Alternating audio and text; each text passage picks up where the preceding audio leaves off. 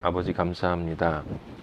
영광 받으시고 찬양 받으시고 지금 이 순간 아버지의 말씀을 통해서 예수 그리스도 우리 주님 당신을 더 만나고 싶은 간절함이 저희들에게 있사오니 이 순간 전까지 저희들이 하나님 아버지 앞에 바르지 못한 허물과 죄를 아버지의 아들들이 잘못한 것을 아버지 용서하여 주시고 예수 그리스도의 보혈로 지금 이 순간 깨끗하게 만들어 주셔서 저희 마음밭에 마리아의 마음으로 예수 그리스도의 말씀을 순전하게 받을 수 있는 그런 은혜를 지금 이 순간 허락하여 주시옵소서.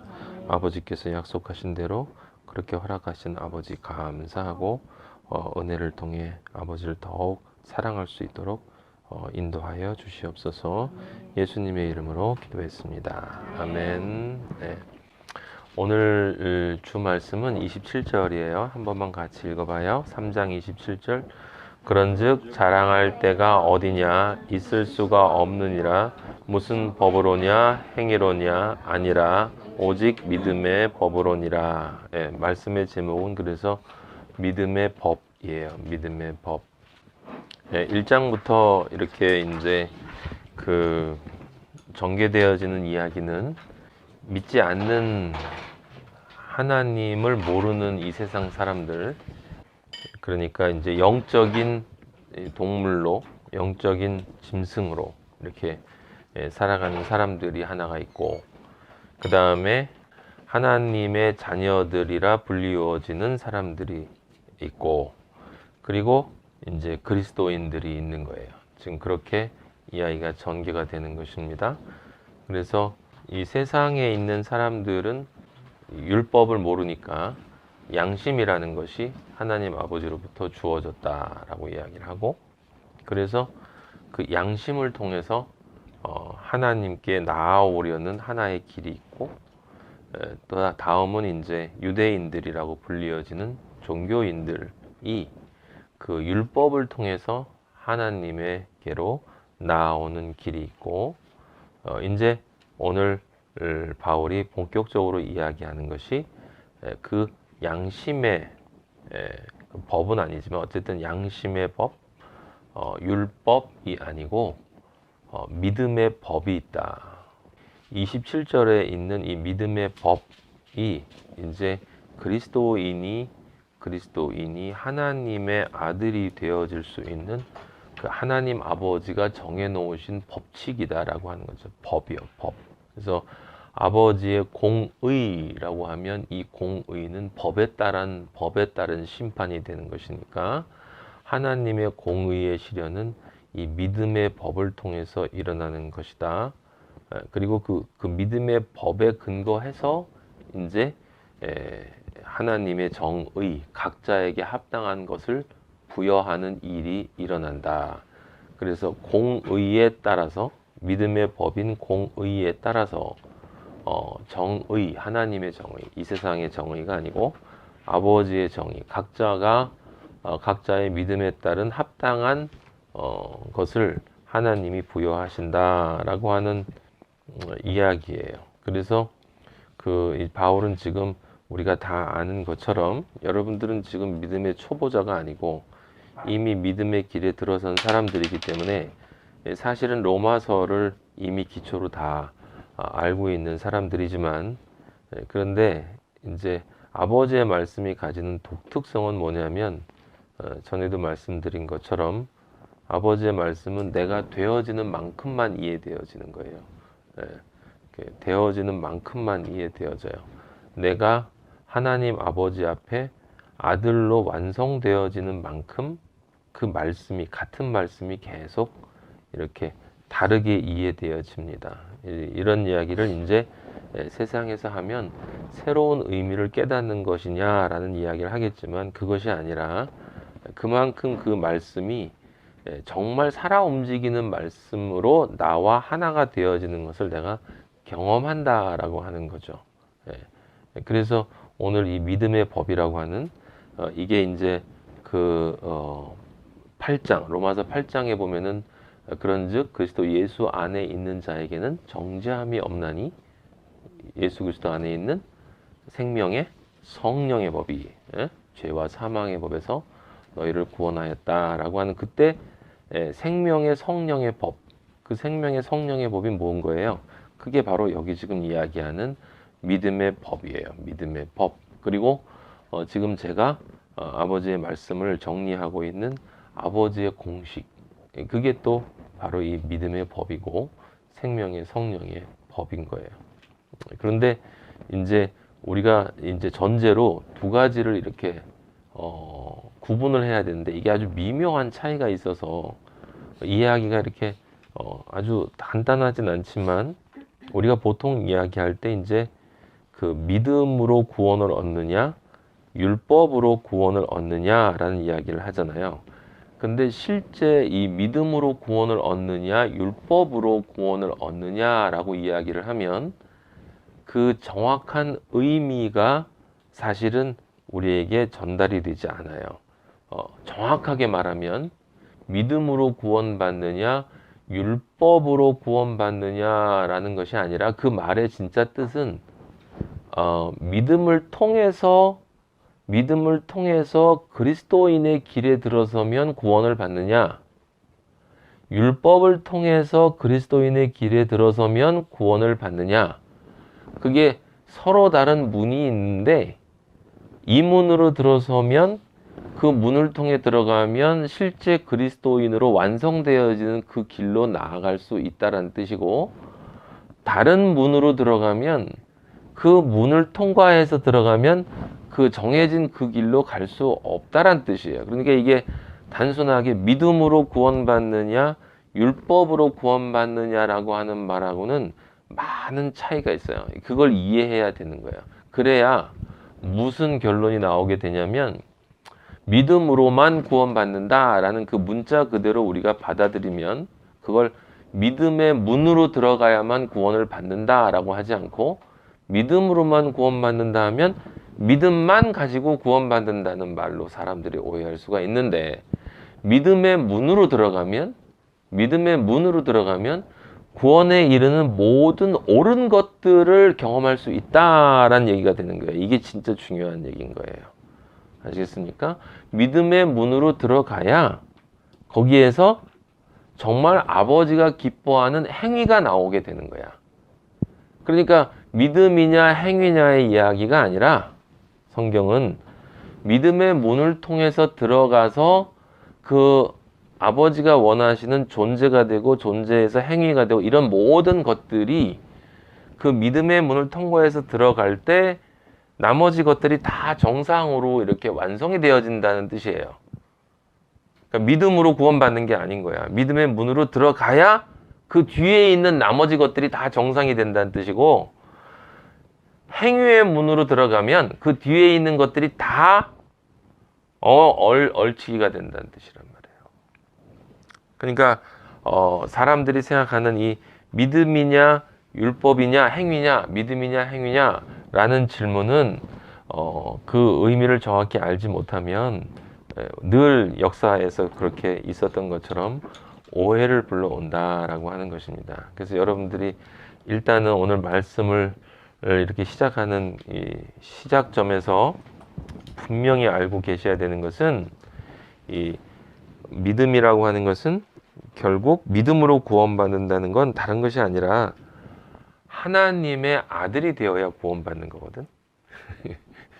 그렇죠? 하나님의 아들이 되어야 구원받는 거예요. 근데 믿음의 문으로 들어가야 하나님의 아들로 완성되어져 가는 그 길들이 다 정상적으로 이렇게 잡힌다라고 하는 거예요.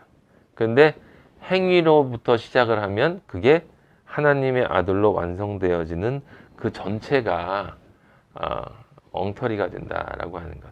쉽게 말하면 이게 반석 위에 세워진 것과 모래 위에 세워진 것과 같은 것이고 그 다음에 그렇게 되니까 뭐냐면 내가 성전을 지어야 내가 성전이고 내가 성전으로 지어져야 되는 건데 가장 밑에 주춧돌이 잘못 세워지는 거라 이 말이에요. 그래서 그 말을 우리가 정확하게 이해를 하면 구원을 믿음으로 받느냐 행위로 받느냐라는 말은 웃기는 말이야. 실제 구원은 믿음도 있어야 되고 행위도 있어야 되는 거예요. 근데 제일 먼저 시작점인 그 문이 무엇이냐라고 하는 게 중요한 건데, 사람들이 이걸 착각을 해서 착각을 하는 게 아니라, 우리 교활한 인간이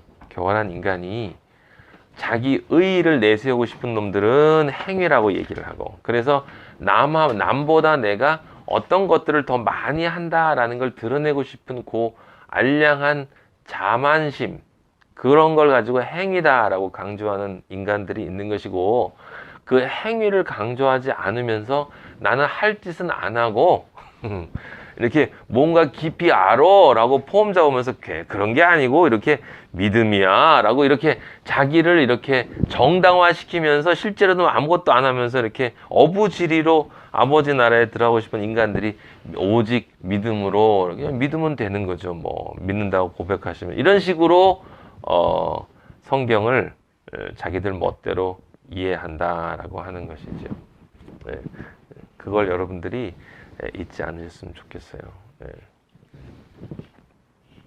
하나님의 아들로 성전으로 완성되어야 구원받는 거예요. 네.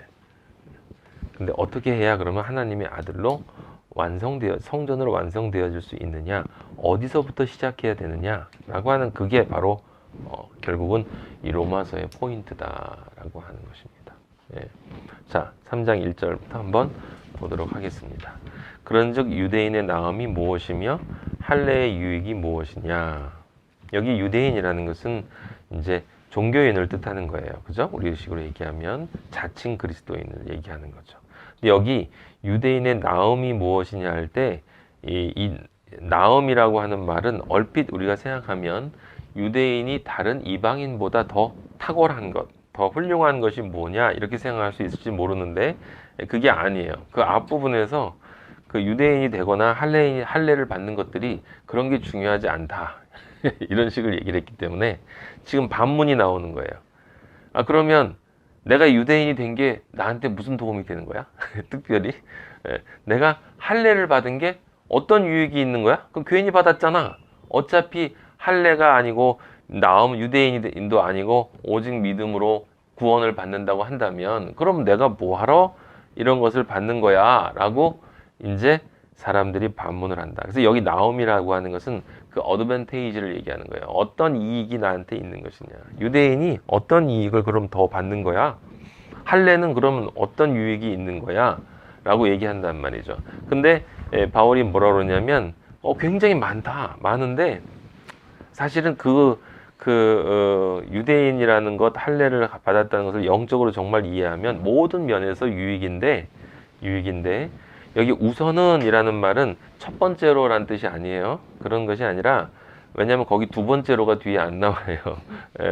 무엇보다라는 거예요. 그 중에서 정말 중요한 건 모든 것이 다 범사에, 모든 일에 다 유익이다. 그게 너희가 그리스도인이 된 것은 모든 일에 다 이익이 되는 것이지, 어떻게 그게 무슨 이익이냐라고 하는 질문을 던지냐. 그 질문 자체가 사실은 네가 생각하는 어떤 세상적인 선악과의 이익에 무슨 도움이 되냐라는 그런 질문을 지금 던지는 거다. 네 잘못 던지는 거야.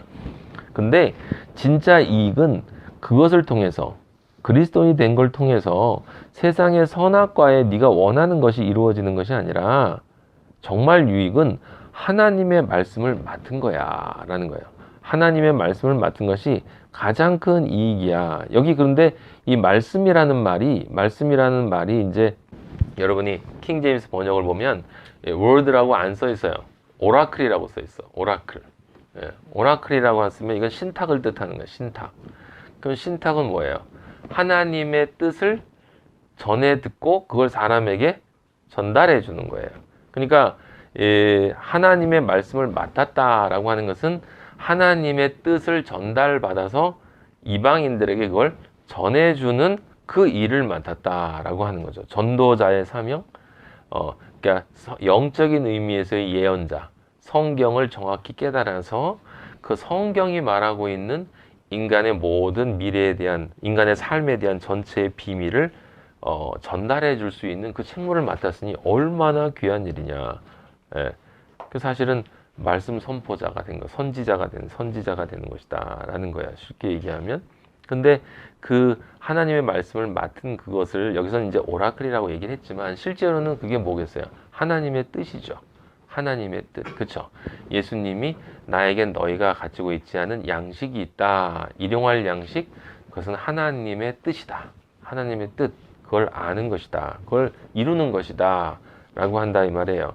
그래서 그 하나님의 뜻을 실제로 이루는 것이 그리스도인, 너희가 유대인이 맞다면, 정말 하나님으로부터 선택받은 존재가 맞다면 너희들이 정말 깨달았어야 하는 것은 너희가 하나님의 뜻, 이 지구상의 창조를 통해서 하나님 아버지가 무엇을 이루고자 하는 것인가 라고 하는, 그래서 왜 너희에게 이것을 먼저 주었는가 라고 하는 그것을 너희가 그걸 깨닫고 아버지를 모르는 존재에게 전해 주어야 하는데, 너희들은 그냥 오로지 아무것도 아닌 똑같은 놈들이 똑같은 놈들이 그냥 율법을 받았다는 그것 하나 때문에 마치 너희만이 구원받은 존재인 것처럼 너희를 차별화시키고 다른 존재들을 차별화하는 그런 역할을 하면서, 지금 내가 너희가 다 똑같고 너희가 그걸로 구원받는 게 아니라 오직 믿음으로 구원받는다고 하니까, 이제 그럼 우리가 뭐하라 했냐라고 하는 말은 지금까지 너희가 하나님의 말씀을 받았던 것이 전부 너희의 개인적인 이익을 위해서 예수를 믿었다는 뜻 아니냐라는 것이에요. 이게 지금 그게 늘 우리 그리스도인과 그리스도인인 척하는 사람들 사이에 존재하는 그 문제다 이 말이에요. 그 고린도전서 4장 1절 한번 보시면 거기 바울이 같은 이야기를 다른 말로 표현을 하는 게 있어요. 이렇게 표현을 하고 있습니다. 사람이 마땅히 우리를 그리스도의 일꾼이요 하나님의 비밀을 뭐한 자야? 맡은 자로 여길지어다. 여기 하나님의 비밀이라는 말이 나와요. 이 하나님의 비밀이 사실은 결국 로마서 3장 2절에 있는 하나님의 말씀, 하나님의 뜻, 하나님이 세상 사람들에게 전해주고 싶어하는 그런 하나님의 언약인 거예요. 언약. 그죠? 결국은 언약인 거예요. 언약. 그래서 그 언약이기 때문에 내가 어떤 언약을 너희들에게 준다라고 하는 것이기 때문에 거기 할례라는 단어가 나와요. 3장 1절에 보면 유대인의 나음이 무엇이며 할례의 유익이 무엇이냐. 유대인들은 이 율법과 할례라고 하는 것이 자기들만의 고유한 그 특징이다라고 얘기했단 말이에요. 예? 근데 이제 그 할례라고 하는 그 단어도, 할례라는 단어도 이 히브리어 원래 뜻을 보면 이 브리트 밀라라고 하는 뜻으로 그냥 단순히 할례가 아니라 원어상으로 보면 그게 언약의 할례라는 뜻이에요. 언약의 할례. 아시겠어요? 네, 언약의 할례. 언약이라는 단어가 그 할례라는 단어 안에 들어가 있어요. 그러면 할례를 받았다라는 것은 무엇을 뜻하는 거야? 하나님의 언약을 자기 몸 안에 받았다라는 뜻이에요. 그게 하나님의 뜻을 하나님이 인류를 통해서 이루고자 하신 그 인간들에게 보내는 하나님의 언약을 자기 몸 안에 받은 거다 이 말이야. 그렇죠? 예? 할례가. 유대인으로 선민으로 선택받은 것도 그렇다. 이스라엘이라고 하는 것도 이스라엘이라는 단어 안에 이미 하나님의 언약이 들어가 있는 것인데, 그것을 너희들이 모르고 그게 무슨 유익이야? 라고 얘기하면 안 된단 말이에요. 그 고린도서 4장 2절에 그래서 하나님의 비밀, 바로 하나님이 우리 인간에게 주시는 언약, 그 언약이 뭡니까? 네? 언약이 뭐예요? 하나님의 아들이 될 거라고 하는 거죠. 믿으면 뭘 믿으면? 비밀. 근데 4장 2절에 그리고 맡은 자들에게 구할 것은 뭐라? 충성이라. 충성. 충성. 충자. 마음의 중심이 하나인 사람. 마음의 중심이 오직 하나님에게로만 향하고, 성자. 말씀 원에 이룰 성자. 하나님이 주시는 말씀만 받아서 하나님의 뜻을 이루는 것. 그게 충성이 뭐예요? 그게 일용할 양식을 먹는 거예요. 그래서 우리는 매일 일용할 양식을, 오늘날, 그래서 예수님이 기도할 때 일용할 양식을 주시옵고 라고 하지 않고 오늘 우리에게 일용할 양식을 주옵시고 라고 하는 말인데, 그럼 내일은 내일은 또 오늘이야. 우리는 늘 오늘 기도하는 거야. 오늘. 그 오늘 사는 거죠. 내일 일은 걱정하지 않아. 우리 그리스도인은 내일 일을 걱정하지 않아요. 지금 이 순간 내가 하나님 아버지의 말씀을 받아서 뜻을 받아서 그 말을 정확하게 나 사랑으로 네 이웃을 내 몸과 같이 사랑하면서 전하고 있는가? 그 생각만 하고 있다라고 하는 거죠. 그것을 못하게 하기 위해서 사탄이 악한 영들을 통해서 수많은 나의 양심의 송사를 하고 무슨 문제를 일으키고 그 다음에 몸과 영혼 육에 스트레스를 주고 이런 일들을 많이 하지만 그런 인간적인 감정들이 생겨날 때 그런 공격을 할 때 영적으로 분별하는 자는 이놈이 또 오늘 공격을 하는구나 라고 생각하고 아버지가 또 은혜를 주실 것이 더 크신가 보다 라는 생각을 할 수가 있는 것이고 그래서 그걸 또 이겨나가는 그게 뭐예요? 그게 충성이야. 왜? 아버지의 뜻을 이루는 게 일용할 양식이기 때문에 그게 또 충성이니까 말씀으로 이루어야 되는 거거든. 말씀으로. 아무 말이나 하는 게 아니라 입을 벌린다고 입을 벌리는 게 다 아니죠. 뒤에 보면 알겠지만 뒤에 나오는 것처럼 입을 벌렸는데 거기서 악독만 계속 나오는 사람들이 있다 이 말이에요. 네. 그 악독이 나온다는 사람들을 우리가 오해를 하면 안 돼. 그 사람들은 무슨 우리 세상에서 보는 것처럼 남만 나면 맨날 욕하고 무슨 뭐 이런 사람 하면서 막 이런 사람들이 악독이냐? 그거는 당연히 거기에 속하는 것이지만 진짜 악독은 광명한 천사의 목소리예요.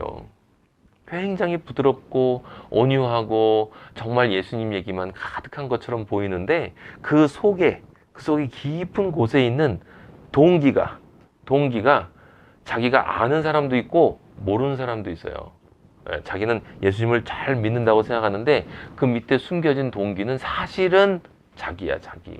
그런 사람이 있고 그렇지 않고 또 어떤 사람은 알면서 일부러 그렇게 하는 사람들이 있어요. 어쨌거나 저쨌거나 중요한 건 뭐냐면 그건 충성과는 관계가 없는 거고 아버지의 말씀을 맡은 자의 행할 일이 아니다 이 말입니다. 여러분도 다 하나님의 비밀을 맡은 자예요. 근데 그 맡은 자가 뭐냐? 골로새서 1장 24절 보세요. 골로새서 1장 24절. 그 비밀만 볼까요? 1장 26절. 이 비밀은 여기 비밀 나오죠. 이 비밀은 만세와 만대로부터 감추어졌던 것인데 처음부터 감추어졌죠. 이제는 그의 성도들에게 나타났고 십자가로 이루어졌으니까 하나님이 그들로 하여금 이 비밀의 영광이 이방인 가운데 얼마나 풍성한지를 알게 하려 하심이라. 이 비밀은 너희 안에 있는 그리스도니. 예. 그러니까 비밀을 맡았다라고 하는 이야기는 뭐냐면 우리 안에 그리스도가 있다라고 하는 거예요. 하나님의 영이 그리스도의 영이 성령이 내 안에 있다라고 하는 것이 비밀이래. 그 비밀이 있는 자는 그 영광의 소망이 있다는 건 영광을 향한 소망이 있다는 거예요. 당연하죠. 내 안에 영광의 존재가 들어왔기 때문에 나를 영광의 존재로 만들어준다는 언약이 내 안에서 살아 움직이니까 그 영광의 존재를 향한 소망이 내 안에 있을 수밖에 없는 거다 이 말이에요. 그럼 있으니까 그 비밀을 또 다른 존재에게 맡은 자기니까 맡았다라는 얘기는 내 소유가 아니라는 거지. 잠시 맡았다가 주인에게 돌려주어야 하는데 주인이 뭐라고 그러냐면 나에게 주는 것이 네가 나에게 돌려주는 것이 아니라 내가 사랑하는 불쌍한 어린 양들에게 주는 것이 나에게 돌려주는 것이다 라고 하기 때문에 그 맡은 것을 하나님 아버지에게 돌려주는 그 마음으로 내가 빚진 자 되어서 그것이 없는 자들에게 이렇게 전달해 주는 것이 아버지가 전해주는 대로 전달해 주는 것이 우리 그리스도인이 맡은 자가 가져야 될 바로 그 충성이다라고 하는 거예요. 충성. 그러니까 이게 로마서 3장 1절, 2절에 나와 있는 하나님의 말씀을 맡았다라는 이야기는 이제 이 당시에 유대인들에게 바울이 이야기를 하는 것은 하나님의 뜻을 뜻하는 것이고 그 하나님의 뜻은 결국 무엇이겠습니까? 십자가를 통해서 성령이 내가 십자가와 함께 죽고 십자가와 함께 부활해서 성령이 내 안에 들어오는 그런 그것을 통해서 하나님의 아들로 내가 만들어주겠다는 하나님의 언약, 그것이 바로 지금 비밀이고 그 비밀이 너희 안에 계신 그리스도라는 그 단어로 표현되어 있지만 그냥 우리 안에 무슨 그리스도가 계시다라는 그 사실이 뭐가 중요해요? 그건 중요한 게 아닌 거야. 그리스도가 내 안에 있다라는 것은 내가 그리스도의 뜻을 아는 것이고 이 안에 계신 그리스도가 무엇을 원하는지를 아는 것이고 왜 존재하는가를 내가 알고 그대로 내가 살아나가는 것이 내 안에 계신 그리스도인 것이죠. 그 영광의 소망이 있는 자는 그렇게 할 수밖에 없는 것 아니겠어요? 그래서 이런 것들이 다 되어질 수 있는 유일한 시작이 되는 그 대문이 뭐냐면 믿음이다라는 거예요. 믿음. 그 믿음이다. 그 믿음을 통과해야 되는 거다. 그리고 그 믿음을 통해서만 그렇게 갈 수 있다라고 하는 거죠. 그 다음에 아까 제가 여러분들에게 할례라는 이야기를 했는데 이 할례라는 것에 대해서 우리 계속 할례라는 말이 계속 나오니까 우리 다 아는 이야기지만 그래도 한번 다시 살펴봤으면 좋겠어요. 일단 첫 번째로 우리가 분명히 기억해야 될 것은 아까 말씀드린 것처럼 할례라는 말은 원래 그 단어 자체 안에 언약이라는 개념이 들어가 있다라고 해요. 그래서 언약의 할례, 언약의 할례. 원래는 언약의 할례. 언약의 할례인데 그 할례를 처음 실시하라라고 아버지가 말씀하신 내용이 창세기 17장에 나와요. 한번 찾아보세요. 창세기 17장 1절. 아브라함이 99세 때 여호와께서 아브라함에게 나타나서 거기 아브라함이에요. 아브라함이 99세 때 여호와께서 아브라함에게 나타나서 나는 전능한 하나님이야. 내 앞에서 완전하라 그랬어요.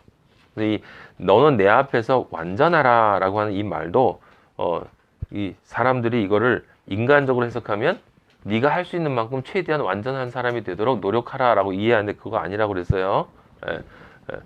아버지가 완전한 대로 완전해야 되는 거예요. 그래서 우리 안에 예수 그리스도의 보혈이 있어야 되는 거예요. 예수 그리스도의 보혈과 예수 그리스도의 성령이 있어야만 되는 겁니다. 그래서 그 성령이 있어서 내가 실제로 모든 것을 하나님이 행하시는 것처럼 완전하게 행한다? 그건 아니에요. 그건 아니에요. 누구도 그럴 수 없어요. 자기를 들여다본다면 그렇게 얘기할 수가 없어요. 근데 완전하게 될 때가 있어요. 언제? 이 세상에서 떠나는 순간에. 그래서 정말 이 세상에 있는 모든 것이 우리가 갈라디아 2장 20절 얘기하는 것처럼 내가 그리스도와 함께 십자가에 못 박혔나니 그런즉 내 안에 사는 것이 내가 아니고 예수 그리스도가 내 안에 사는 것이다. 이제 내가 육체 가운데 사는 것은 나를 사랑하사 나를 위하여 자기 목숨을 버리신 하나님의 아들을 믿는 그 믿음 안에서 사는 것이다 라는 거예요. 거기도 그게 바로 믿음의 법칙이거든요. 그 믿음의 법칙. 근데 내가 그리스도와 함께 십자가에 못 박혔나니 제가 처음 아버지 만났을 때 그게 그 고백이 나오면서 얼마나 감동이 오고 아버지한테 눈물이 나오고 그래 나는 예수 그리스도와 십자가에 못 박혔다라는 거를 그걸 이렇게 와 닿은 그 은혜가 있었단 말이에요. 그런데 지금 가만히 생각해 보면 제가 사는 인생을 가만히 들여다보면 이렇게 말씀을 전하고 하나님의 은혜를 한량없이 받는데도 내가 그리스도와 함께 십자가에 못 박혔어? 아닌 거예요. 제가 끊임없이 내려오는 거예요. 끊임없이 내려와. 근데 그게 정상이다라고 여러분들에게 말씀을 드렸어요. 왜? 왜냐하면 내 육은 아직 살아있기 때문에 내 육의 욕망이 소욕이 아직 남아있단 말이에요. 십자가에 내가 그리스도와 함께 십자가에 못 박혔다라고 하는 것은 사실은 이 위에서 우리가 얘기한 그 영광의 소망을 향한 그것과 같은 그 지향점이 되는 거예요. 그 지향점. 그리스도와 함께 십자가에 못 박혔는 것은 믿음으로 내가 이룬 것이고 아직 내 삶의 믿음으로 이루어내지 못한 거다 이 말이에요. 그거 언제 이루어내요? 그 예수님 옆에 달릴 때 이루어내는 거예요. 마지막에 그래서 이제 생각을 해보면 우리가 아버지 앞에 가기 직전에 그러니까 이제 이 세상을 떠날 때, 이 세상을 떠나는 그 순간에 그리스도인이 맞다면 진짜 그 간절함이 내 안에 있었을 테니까 이제 이 세상을 떠나는 마당이 되었다 그러면 그 순간에는 정말 이 세상의 모든 것이 내려질 거라고요. 그리고 아버지한테 그때 아버지가 날 받아주실 걸 생각하면서 그 기도를 할 거예요. 아버지, 저를 기억해 주세요. 기억해 주세요. 무슨 상급 주세요. 바울처럼 면류관 그거 못할 것 같아. 그게 아니고 저를 기억만 해주시면 감사하겠습니다. 라고 하는 그 기도를 우리가 하게 되는 것이 그것이 이제 사실은 아버지가 원하는 그 상태가 되는 거죠. 근데 아브라함이 이제 그것을 바로 앞에 둔 거예요. 그래서 99세 때 나타난 거예요. 하나님이 99세 때 나타난 거예요. 100세 때 낳았잖아요. 그죠? 100세 때 생명을 낳았단 말이에요. 그러니까 성령으로 따지면 100세 때, 우리 신약으로 따지면 100세라는 것은 온전하게 내가 이루어진 것을 뜻하는 것이겠죠. 아이를 낳은 것을 뜻하는 것입니다. 그러면 아이를 낳았다는 것은 뭐예요? 이제 6의 구원이 끝나고 7의 안식으로 들어가는 때가 되는 거예요. 우리로 따지면 이제 그런데 이제 거의 다 이뤘어요. 하나의 진리가 더 필요한 거예요. 100세가 돼야 되는 거야. 그 하나의 진리, 그 하나의 진리가 더 필요하다. 근데 이걸 가만히 생각해 보면 사도행전에서는 그 12제자가 채워져야 된다고 했잖아요. 그렇죠? 예. 근데 그때 여기 아브라함에게서는 하나님이 나타나셔서 그걸 이렇게 한꺼번에 쭉 얘기를 하세요. 2절에 내 언약이라는 말이 나오죠. 언약. 번성하게, 너를 크게 번성하게 하겠다. 그리스도인들을 많아지게 하겠다는 거죠. 그 다음에 4절, 보라 내 언약이 너와 함께 있으니 너는 여러 민족의 아버지가 될지라 믿음을 가지고 있는 이스라엘 민족의 아버지가 된다라고 하는 것이죠. 온 세상에서 오는 수많은 민족들인데 그리스도인으로 불리어지는 그 존재들의 아버지가 된다. 믿음의 조상이 되는 거예요. 이제후로는 너의 이름을 그래서 아브람이라 하지 않고 아브라함이라 하라. 예. 그러니까 왜 이름이 바뀌느냐? 제가 아버지 만나고 여러분들 이름을 새로 다 가지고 있는 이유가 이 정확하게 여기 창세기의 근거에서 그런 거예요. 아버지를 만나면 아버지가 뭐가 되는 거야? 존재가 바뀌는 거야. 옛 자는 죽고 새로운 자로 다시 태어나는 거예요. 그래서 이제 아브라함은 죽었다라고 하는 거지. 너는 아브라함으로 다시 태어났다라고 하는 것. 그런데 그거를 이름만 바꿔주는 게 아니라 실제 그렇게 네가 다시 옛자는 죽었고 다시 태어났다라는 거를 네가 스스로 감각적으로 느낄 수 있는 기호를 아버지가 주신 게 뭐예요? 할례. 그죠? 그래서 6절에 보면 왕들이 너에게로부터 나오리라. 여기 왕이 누구예요? 바로 우리들, 왕 같은 제사장들이지. 그 다음에 7절에 내가 언약을 너와 너 및 대대 후손 사이에 세워서 영원한 언약을 삼고 그리스도를 통해서 모든 그리스도인들과의 영원한 언약이 만들어지고 너와 내 후손의 하나님, 나중에 모든 그리스도인들의 하나님이 될 것이다. 그죠? 이게 우리가 영어로 보니까 이제 정확하게 뭐 너무 뻔하잖아요. 그죠? 근데 8절에 보면 내가 너 후손에게 네가 거류하는 이 땅 곧 가나안 땅. 여기 이 땅이라고 하는 것은 다른 땅이 아니라 믿음 안에 세워진 그 땅. 가나안 땅이니까 새 예루살렘을 얘기하는 것이에요. 그게 영원한 기업이 되는 거지. 그게 영원한 기업이 되는 거지. 나는 그들의 하나님이 되고. 그죠? 9절에 뒤에 보면 내 언약을 지키고 네 후손도 대대로 지키라. 근데 그 지키는 게 뭐냐면 17절에 바로 할례가 나와요. 남자는 이게 처음 나오는 말이란 말이에요. 할례를 받아라. 너희 중 남자는 다 할례를 받아라. 이것이 너와 너희와 너희 후손 사이에 지킬 내 언약이라. 근데 이게 여러분 생각해보면 웃기잖아요. 왜냐하면 사람들 우리가 로마서 읽은 것처럼 만약에 믿음으로 구원받냐 행위로 구원받냐 그러면 하나님이 지금 행위를 요구하신 거잖아. 할례 해라 라고 요구를 하신 거잖아. 할례를 안 하면 끊어진다 라고 하는 거니까 믿음을 요구한 게 아니라 행위를 요구한 거잖아요. 그쵸? 그러니까 그 믿음이냐 행위냐의 이분법은 빨리 버려야 되는 거예요. 빨리 버려야 돼요. 이전에 하나님이 75인가 처음 만났을 때 약속하실 때 하나님이 내가 너 이렇게 하늘의 별처럼 많은 자손을 만들어 줄게. 이제 그리스도인들을 많이 만들어 줄게 하니까 아브라함이 그걸 믿었다 하니까 아버지가 그 믿은 것을 의로 여겨 주셨다라고 했거든요. 그 믿음을 의로 여겨 주는데 그다음에 여기 할례 하라고 하잖아요. 할례 하라고. 근데 재밌는 건 뭐냐면 제가 이거를 다시 읽으면서 이런 질문이 들었어요. 무슨 질문이 들었냐면 왜 남자만 할례를 하라고 했을까? 여기 포피를 배워요. 고추가 남자만 있어서 그러나? 이게 포피를 배워라. 11절에 보면 이게 언약의 표징이라. 12절에도 대대로 모든 남자는 이렇게 해놓고 집에서 난 자나 또는 너희 자손 이방에게서 산 돈으로 산 자. 이게 무슨 뜻이에요? 이게 이스라엘 민족이거나 이방 민족이거나 어떤 사람이든지 그리스도인이 되려고 한다면 반드시 난지 8일 만에 할례를 받아야 한다.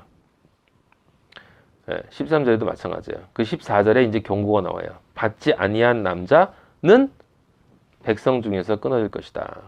그 왜 남자만 할례를 받으라고 했을까요? 왜냐하면 15절에 사례한테는 여자도 여러분 알겠죠? 원시 부족 같은 경우에 여성 할례도 있어요. 근데 아버지는 성경에선 남성에게만 할례를 하라 그래요. 그것은 무엇을 뜻하는 것이겠습니까? 남자라고 까불지 말라라고 하는 거지. 네가 남자라고 살아왔던 그것을 다 버려야 한다라는 거예요. 이 성경이 말하는 모든 인간은 다 여자밖에 없다라고 하는, 여자로 그리스도의 신부가 되어야 한다라고 하는 거죠. 그래서 씨를 뿌린다라고 하는 개념 자체를 우리 남성들은 포기해야 되는 거예요. 우리는 늘 죄악의 씨밖에 뿌리는 것이 아니기 때문에. 그래서 그것이 하나고, 또 하나는 왜 남자만 할례를 받습니까? 왜냐하면 이 할례는 결국 나중에 물세례를 뜻하는 것이고, 물세례는 누가 받아요? 예수 그리스도가 받아요. 예수 그리스도가. 그 할례가 뭐예요? 십자가. 십자가가 할례거든. 십자가가. 죽고 다시 부활하는 게 할례라고요. 그래야 그 다음엔 성령 세례가 가능한 거야. 할례는 내 옛자를 잘라서 버리고, 이게 죽었다는 거예요. 상징적으로 죽었다는 거고, 새로운 자아로 다시 태어났다라고 하는 걸 뜻하는 거예요. 그래서 지금 여기 이름을 준 거지. 새로운 자아로 다시 태어났다는, 죽고 부활했다는 거. 그래서 이스라엘 민족이 홍해 바다로 들어갔다라는 게 죽은 거고, 그 다음에 나온 게 다시 태어난 거다 이 말이에요. 다시 태어난 거예요. 그 다음에 하나님의 백성으로 다시 태어난 거다는 거지. 같은 논리고, 근데 그것을 제일 먼저 시행하신 분은 예수 그리스도. 실제 이 할례의 모든 것들을 예표했던 이것들을 실제로 완성한 분은 예수 그리스도 한 분밖에 없기 때문에, 그리고 예수 그리스도의 할례만을 통해서 우리가 한 모든 할례가 의미가 있기 때문에, 그것을 이해해야 되니까 할례를 뭐로 해야 되는 거예요? 마음으로 해야 되는 거예요. 할례를 마음으로 해야 되는 거예요. 믿음을 통해서 이루어지는 것이기 때문에, 그래서 예수님이 물과 성령으로 거듭나지 않는 자는 하나님의 나라에 들어갈 수 없다라고 얘기했을 때, 처음에 물로 거듭난다라고 하는 게 뭐예요? 그게 바로 세례고, 그 세례가 바로 지금 여기에 오고 있는 할례란 말이에요. 죽고 다시 태어나야 되는 거야. 다시 태어나야 뭐가 돼요? 마리아가 되는 거예요. 마리아가. 다시 태어나야 마리아가 되는 거예요. 그래야 그 다음에 성령 아버지가 그 안에 들어갈 수 있는 것이다 라고 하는 거예요. 이게 아버지가 예수 그리스도를 예표하신 거룩한 할례이고, 근데 이 할례가 거룩한 할례만 있는 게 아니에요. 저주의 할례가 있어요. 창세기 34장 24절 보세요. 저주의 할례. 34장 24절 보면 거기 바로 그 세겜 얘기가 나와요. 모든 자, 성문으로 출입하는 모든 자가 하몰과 그의 아들 세겜의 말을 듣고 성문으로 출입하는 그 모든 남자가 할례를 받으니라. 할례를 받았어요. 자, 이게 중요한 거예요. 할례를 받았다고요. 유대인들이 얘기하는 바로 그 할례를 받았다는 거예요. 근데 제3일에 아직 그들이 아파할 때에 제3일 야곱의 두 아들 디나의 오라버니 시므온과 레위가 각기 칼을 가지고 성읍에서 모든 남자를 죽였다. 그리고 디나를 자기 누이를 집으로 데려왔어요. 그리고 노력했다라는 이야기가 나오죠.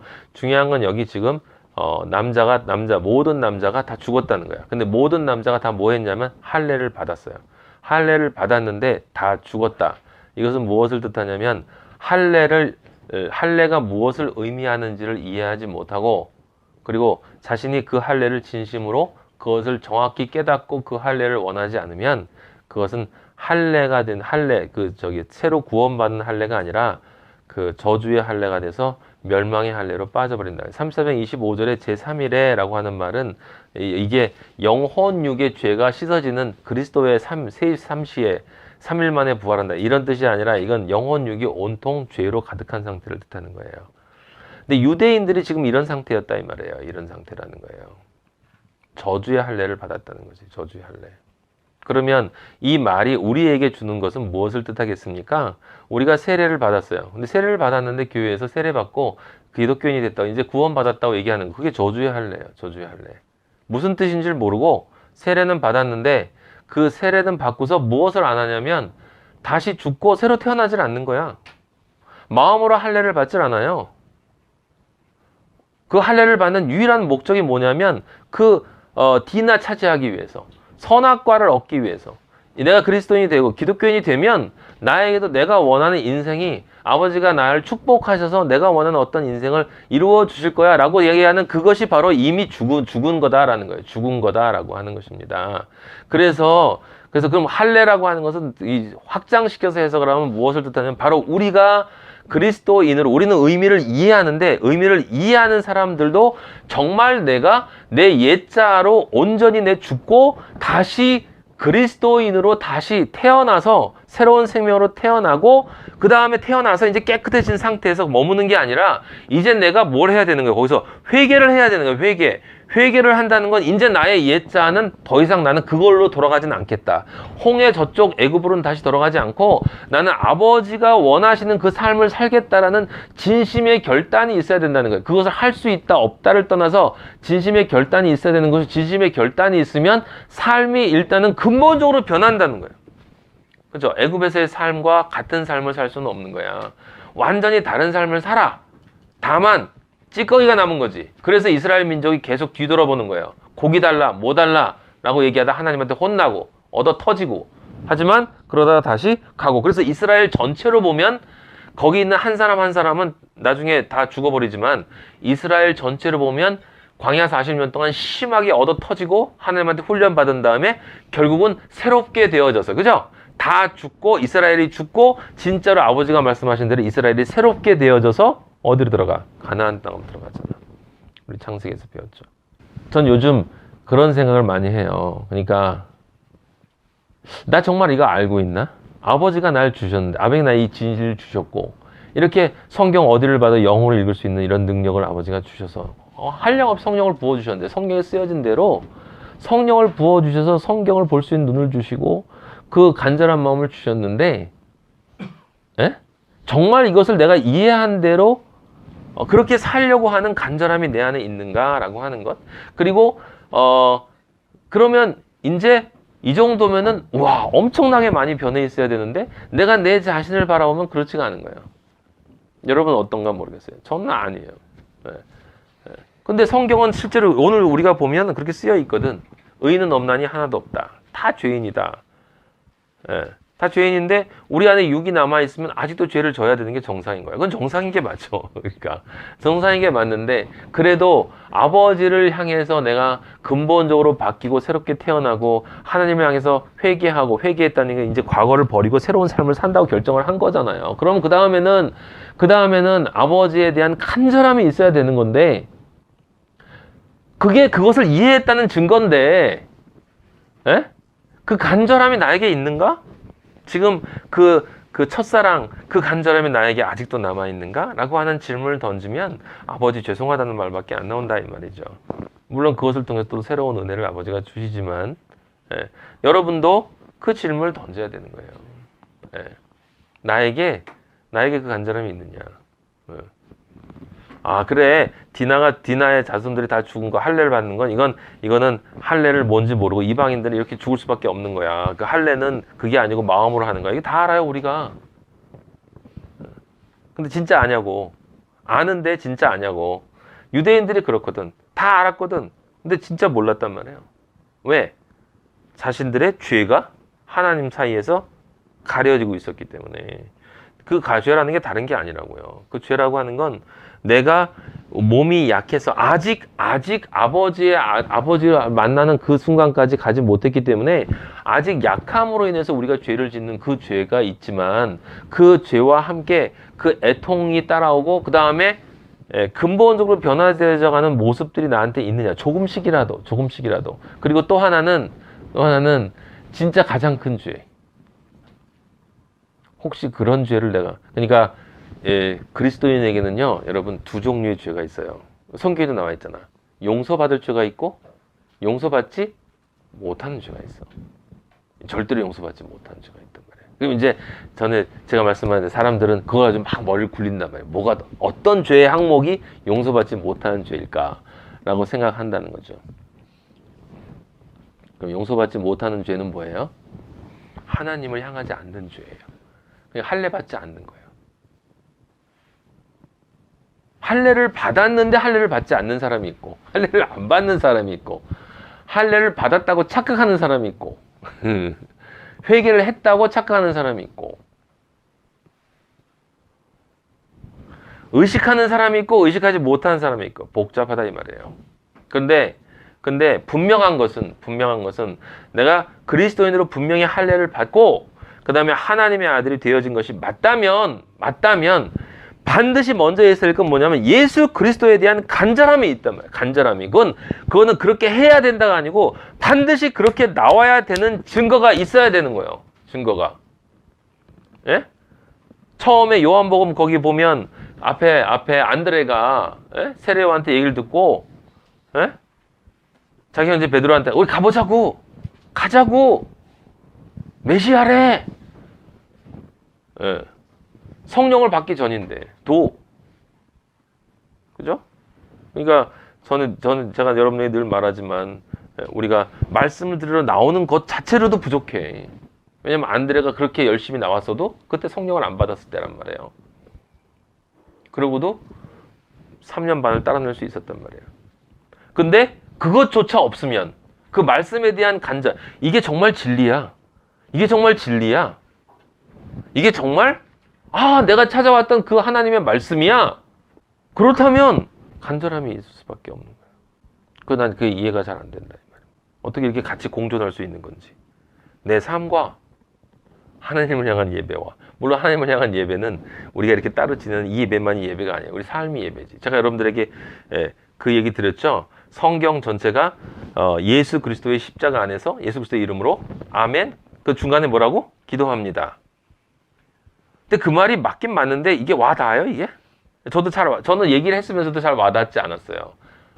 그런데 최근에 그 말이 아버지가 은혜를 주셔서 저한테는 은혜를 주셨는데 무슨 은혜를 주셨냐면 그 기도합니다라는 게 왜 우리 그리스도인의 그건 삶인가라는 것이 이해가 되더라고요. 그 왜 어떻게 이해가 됐냐면 이렇게 이해가 되는 거예요. 기도합니다가 뭡니까? 그거는 인류 역사로 보면 우리가 그렇게 볼 수 있지만 인류 역사는 우리가 관심이 없어. 중요한 건 제가 처음 만났던 예수 그리스도 안에서 만났어. 그럼 그 다음에 마지막에 아멘을 이루어져야 되는데 그 사이에는 내 삶이 있는 것이고 그럼 내 삶이 기도가 돼야 되는 거예요. 그럼 그 기도가 된다는 것이 뭘까라고 생각해 보면 그 기도는 결국 뭐냐면 예수 그리스도의 주기도문인 건데 예수 그리스도의 주기도문 안에는 사람들이 생각하는 것처럼 선악과적인 요소가 하나도 없어. 그렇죠? 하나님의 뜻을 이루는 거예요. 그래서 제가 깨달았어요. 뭐냐면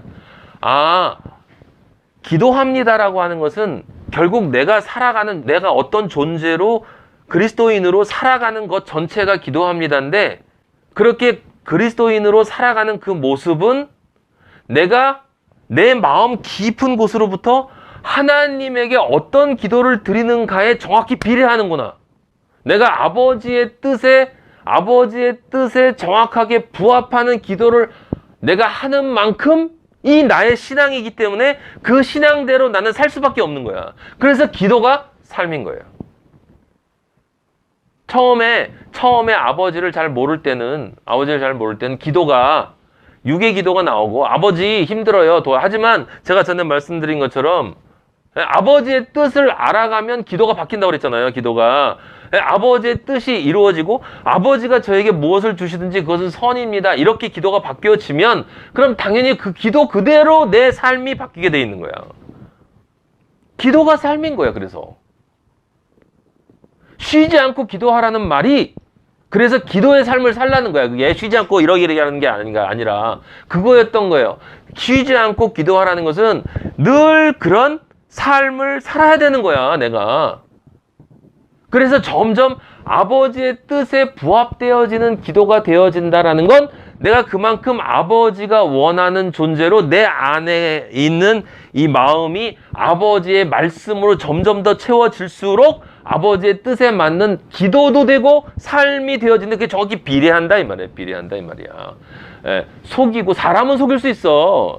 사람은 속일 수 있어요. 그런 사람 전 많이 봤어요. 신앙 있는 척, 대단히 훌륭한 척. 근데 아버지의 눈은 못 속여. 근데 더 안타깝죠. 그걸 모르고 그러면 더 안타까운 거야. 알면서 그러면 어차피 아니까. 근데 그것도 모르고 그러면 더 안타까워. 그래서 아버지가 은혜를 주시기를 기도하고 저도 그렇고 여러분도 그렇고 우리는 다 여러분 형무소에 있는 죄인들이 죄를 더 집니까? 우리가 죄를 더 집니까? 거기는 세상에 사람들이 정해놓은 이 법을 어긴 사람들이 거긴 있는 거고 우리는 아버지가 보실 때에 죄라고 생각하는 것들을 가지고 있는 사람들인데 그거는 산더미 같아. 사실은 정말 영적으로 볼 때는 제가 여러분들보다 훨씬 죄가 많은 거죠. 아버지 앞에 감히 이렇게 그러니까 그리스도의 보혈의 피가 없으면 우리는 아버지 앞에 설 수도 없고, 그래서 그런 죄를 가지고, 그런 약함을 가지고 우리가 누구를 정죄하면 안 된다 이 말이에요. 어떤 죄든지 그걸 정죄하면 안 되는 건데, 하지만 한 가지 죄가 있단 말이에요. 한 가지 죄가 있어. 그 죄는 용서받지 못할 죄야. 그건 바로 뭐냐면 아버지를 선택하지 않는 죄. 이런저런 뭐 술 마시고 뭐 이런 거 얘기하는 게 아니라, 너무 홀리하게 사는데 아버지를 선택하지 않았어. 그건 우리가 분별을 해야 되는 거예요. 그리고 성경에 나와 있는 것처럼 같이 문 열고 받아들이지도 말아라. 인사도 하지 마라. 인사도 하지 마라. 인사도 하지 마라는 뭐예요? 관계하지 말라는 뜻이에요. 영적인 분별이 있으려면 여러분이 깨어 있어야 되는 거예요. 깨어 있어야 되는 거예요. 누가 그러니까 예수 그리스도의 보혈로 우리는 영단번에 모든 죄들이 다 깨끗이 해결됐거든. 그러니까 우리가 어떤 죄를 가지고 누구를 정죄하면 안 돼. 그런데 정죄가 아니라 그런 사람과 우리가 어울려서는 안 되는 죄가 있어요. 그게 바로 뭐냐면 믿지 않는 죄란 말이에요. 그게 바로 성령 회방죄라고. 예? 근데 성령 회방죄는 용서받지 못할 죄가 그러니까 믿지 않는 죄인데, 그 믿지 않는 죄로 있는 사람이, 믿지 않는 죄를 저지르는 그 사람이 뭘 할 수 있어? 율법학자가 될 수 있다니까. 유대인들이 다 그랬잖아요. 예? 유대인들이 다 그랬단 말이에요. 사도행전 7장 한번 보세요. 사도행전 7장 51절 뭐라고 쓰였어요? 목이 곧고 마음과 귀에 할례를 받지 못한 사람들아. 마음만 할례를 못 받은 게 아니라 귀에도 할례를 못 받았대. 그러니까 들을 수가 없어. 너희도 너희 조상과 같이 항상 성령을 거스른다. 이 사람들이 누구? 종교인들. 에? 열심히 할례하고, 열심히 성경 공부하고, 열심히 전도하고, 열심히 믿는다고, 그리고 자기가 경건하다고, 잘 믿는 신앙인이라고 남들한테 이게 이렇게 살아야 된다고 가르쳐주는 사람들이란 말이에요. 그러니까 여러분들이 그러니까 이 부분은 하나님이 판단하실 것이지만 여러분들이 영적으로 분별을 해야 되는 거예요. 말씀이 정말 하나님으로부터 들어오고 실제 그 존재가 그 길을 가는가라고 하는 것을 보아야 되는 거야. 여러분들이 그 길을 가야 되는 거예요. 또 그 말씀을 전하려면. 그냥 예수님을 믿는 건 멋이 아니에요, 여러분. 멋이 아니에요. 처절한 거예요, 처절한 거. 폼젤라고 믿으면 안 돼. 너희 조상들이 선지자들 중에 누구를 박해하지 아니하였느냐. 의인이 오시리라 예고한 자들 그들이 죽였고 이제 너희는 그 의인을 잡아준 자야 살인한 자가 되나니 너희는 천사가 준한 율법을 받고도, 이게 맡았다는 뜻이잖아. 받고도 지키지 아니하였도다. 아니 많이 어겼다 이렇게 얘기하는 게 아니라 스데반이 아예 지키지 아니했다 그러잖아요. 지키지 않았다고, 유대인들이. 무서운 말이란 말이에요. 무서운 말. 그래서 저도 그렇고 저부터 우리들이 그 확신과 함께 안일하게 살면 안 된다니까. 항상 깨어서 있어야 되는 거예요. 내가 매일매일 나를 정결하게 만들어야 되는 거야. 에?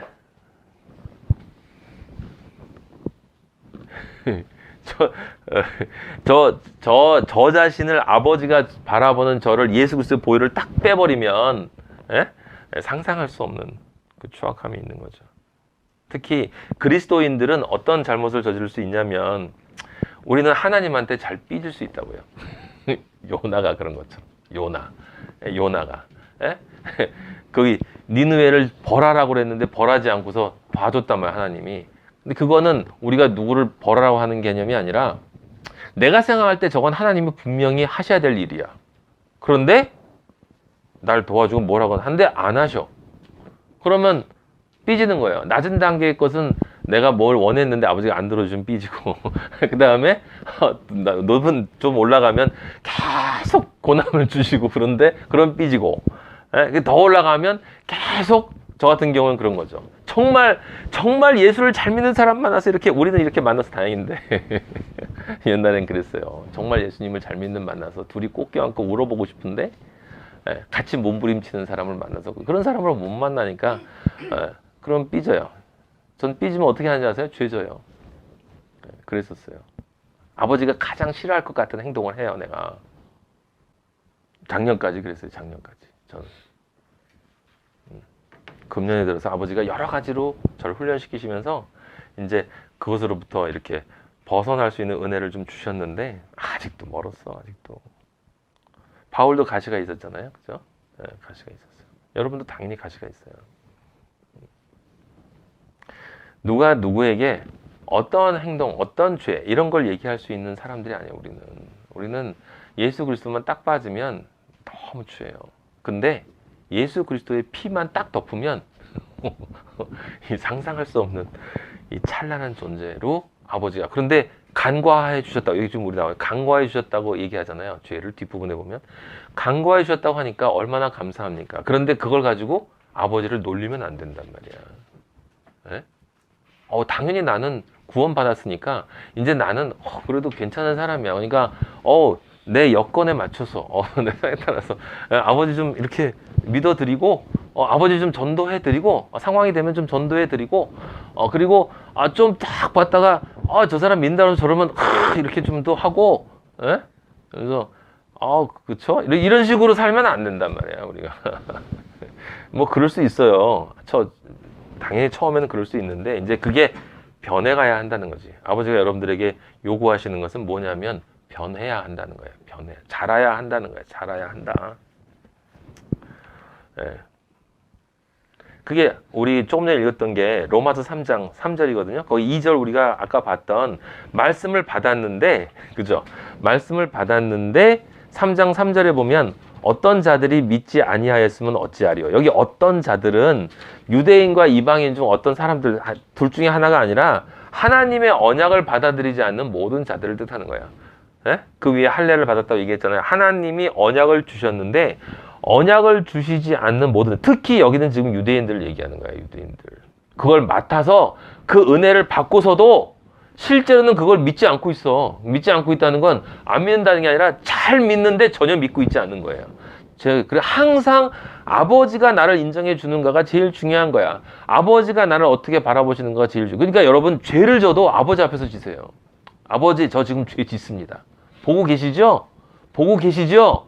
저 이렇게 하고 있어요. 얼마나 지저분합니까? 에? 근데 죄를 지을 수밖에 없는 접니다, 아버지. 그러면서 가슴을 쥐어 뜯으시란 말이에요. 왜 날 변화시켜 주지 않냐고, 아버지한테. 그건 여러분이 가지고 있는 문제란 말이에요. 왜냐하면 그렇게 쥐어 뜯는 사람은 아버지를 향해 서 있는 사람이야. 그래서 누구로부터도 정죄받을 수 없는 사람이에요. 하나님의 아들이 맞아요.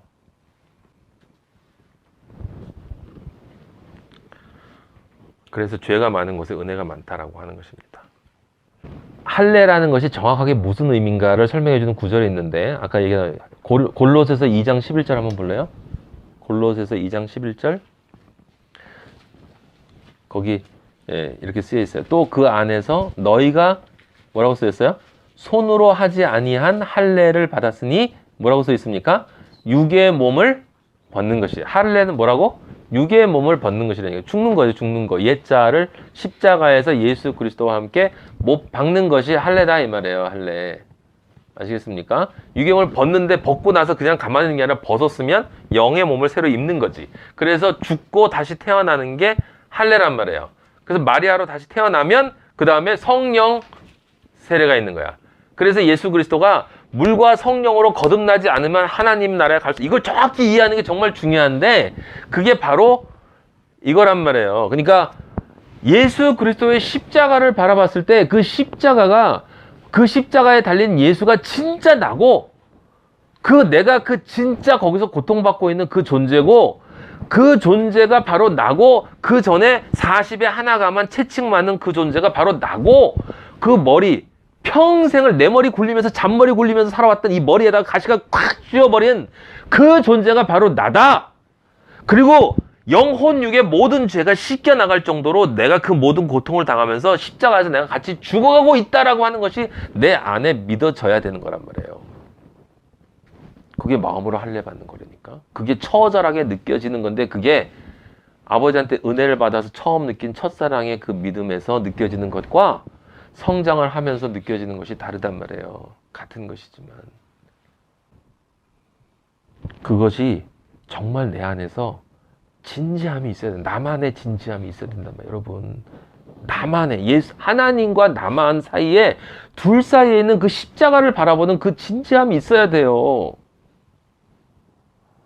정말 있어야 돼. 그렇게 해서 내가 예수 그리스도와 함께 진짜 죽었다라고 하는 것이 믿어지고 예수님과 함께 영혼육의 죄가 깨끗이 씻기고 부활했다라는 게 믿어진 상태여야 그 다음에 성령이 내 안에 들어온다 이 말이에요. 네? 그래서 같은 얘기 2장 12절 그 똑같은 얘기 나와요. 같은 얘기. 너희가 세례로 거기 써 있죠. 세례로. 그게 할례랑 같은 말이거든. 세례로 그리스도와 함께 어떻게 됐어요? 장사되고 또 죽은 자들 가운데에서 그를 일으키신 하나님의 역사를 믿음으로 말미암아, 그죠? 믿음으로 이 길을 제대로 들어선 거야. 믿음으로 말미암아 그 안에서 함께 일으키심을 받았다. 홍해로 들어갔다가 지금 바깥으로 나왔다. 지금 이 얘기하는 거잖아. 옛자 죽고 넌 이제 아브라함이 아니고 아브라함이다. 여러분이 받은 그 이름대로 새로운 자아로 여러분이 새롭게 태어났다. 라고 하는 거지. 그럼 이제 성령을 받아서 생명을 낳아야 되는 거란 말이에요. 아브라함처럼 100세로 완성이 되어야 된다 이 말이지. 예? 근데 완성이 되기 전에 안 된 것이 있다는 거지. 그 할례를 안 했다. 그 할례를 안 했다. 할례 표시를 알려주기 위해서 하나님이 할례 받으라고 한 거죠. 똑같은 일이 언제 일어나요? 여리고성 앞에서 이제 가나안을 넘어서서 여리고성을 점령하기 직전에 이스라엘 민족에게 뭐 하라고 그래? 할례하라고 그러거든. 할례하라고 하나님이. 이제 가나안 땅으로 들어가기 직전에 할례하라고 한단 말이야. 못한 것을 안 하고 가면 죽음이기 때문에. 그 똑같은 얘기가 또 어디 나오냐면 우리가 봤던 모세 얘기. 출애굽기 4장 24절에 보면 모세가 길을 가다가 숙소에 있을 때 여호와께서 그를 만나사 그를 죽이려 하신지라 십보라가 돌칼을 가져다가, 돌칼이 뭐겠어요? 성령의 검, 말씀 가져다가 그의 아들의 포피를 베어. 이때 아들의 포피라는 것은 이때 아들은 바로 하나님의 아들인 당신인 모세를 상징하는 것이다 이 말이에요. 아들의 포피를 베어 그의 발에 갖다 대며 모세에게 하나로 연합되었다라고 하는 거지. 그렇게 되며 이르되 당신은 나에게 참으로 피난 편이다 라면 당신이 바로 이 아들이 되어서 당신께서 십자가에 달려 죽음으로 당신의 포피를 베어서 나의 남편, 당신이 피를 흘려서 나에게 남편이 되어주신 그 예수 그리스도이십니다 라고 고백을 한 거란 말이에요. 아셨어요? 그래서 그의 발에 갖다 댄다라는 건 이 사람이에요 라고 하는 거라고 지금. 아셨어요? 이 사람이에요. 하나님의 아들로 오셔서 자신의 포피를 베어, 즉 십자가에서 나를 위해서 돌아가셔서 피를 흘리신 그 존재가 그렇게 하심으로써 나의 피를 흘린 남편이 되어주신 분이 바로 당신이십니다. 모세라는 존재에게 예수 그리스도의 그 이름을 부어주는 거죠. 왜? 그래야만 저기 가서 이스라엘 민족을 데리고 나올 수 있단 말이에요. 모세 안에서 구원을 받아야 하니까. 모세가 예수 그리스도를 예표하기 때문에 그렇다라고 하는 거죠. 예. 그 모세가 신명기 10장 16절에 보면 이스라엘 민족이 뭐라고 그러냐면 이렇게 얘기해요. 우리가 그 뒷부분에 나와 있는 이야기는 마음의 할례를, 지금 바울이 마음의 할례를 받아야 된다고 얘기하는데, 그걸 이렇게 딱 얼핏 생각하면 구약에서 있던 사람들은 마음의 할례를 몰랐나? 이렇게 생각할지 모르지만 신명기 10장 16절에 보면 모세가 이스라엘 민족에게 뭐라고 그러냐면 너희는 마음의 할례를 행하라 라는 말이 나와요. 마음의 할례를 행하고 다시는 목을 곧게 하지 말라 이렇게 나와. 그건 뒤에 나와 있는 스데반이 얘기한 목이 곧고 할례를 받지 않은 놈들아 라고 한 얘기는 무슨 뜻이냐면 이스라엘 민족이 모세로부터 신명기 10장 16절에 이 마음의 할례를 행하라 라고 하는 이 진짜 할례의 의미를 이미 가르쳐 줬다니까 하나님이 이스라엘 민족한테. 몰라서 못한 게 아니에요. 원하지 않으니까 안 한 거지. 그 할례를 받았다는 거죠. 근데 그거를 맡았다라는 이야기는 그러니까 영적인 의미는 무엇을 뜻한다고? 예수 그리스도의 복음을 맡은 존재다라고 하는 거예요. 그것만큼 귀한 사람이 어디 있습니까? 내 안에 하나님이 들어오셨다는 뜻이야. 그렇게 되어야 된다라는 거예요. 그래서 그걸 전달해 줄 수 있는 존재가 되었다라고 하는 거죠. 근데 들어오긴 개뿔 안 들어왔어. 아무리 들어온 척해도 안 돼요. 살아가는 삶의 모습을 보고 결국 마지막에 무엇을 원하는가라고 하는 그 존재의 그 지향성을 보면, 그러면 저 사람이 정말 하나님을 사랑하는 사람인지 지향성을 가지고 살아가는 사람인지 아닌지를 알 수가 있다 이 말이에요. 그래서 하나님의 나라는 말에 있지 않고 능력이 있다라고 얘기하는 거야. 말에 있지 않고 능력이 있다. 능력이 있어요. 능력. 그 능력은 다른 게 아니에요. 무엇을 하든 하나님 앞에서 할 수 있는 능력이에요. 그게 하나님 아버지만 붙잡고 늘어지는 거예요. 삐져도 하나님 아버지한테 하나님 아버지한테 삐진다는 것 자체가 하나님을 믿고 있다는 뜻이거든요. 죄를 져도 하나님한테 알면서 죄를 지나는 건 굉장히 나쁜 놈이지만 그 마음속에 있는 그 믿음의 연약함에서 나오는 것이니까 아버지가 그러잖아요. 그 엘리야도 나 죽여줘요. 나 더 이상 살기 싫어. 저도 그럴 때 있었거든요. 아버지 제발 그만 좀 이제 나 불러주시면 안 돼요? 예? 전 여러 번 그런 기도하거든요. 근데 어떻게 했어요? 말씀 주고 생수 주면서 다시 일어나 가라 라고 아버지가 위로해 주신단 말이에요. 아직 안 끝났다. 너는 이 땅에서 해야 할 일이 아직 있다. 예?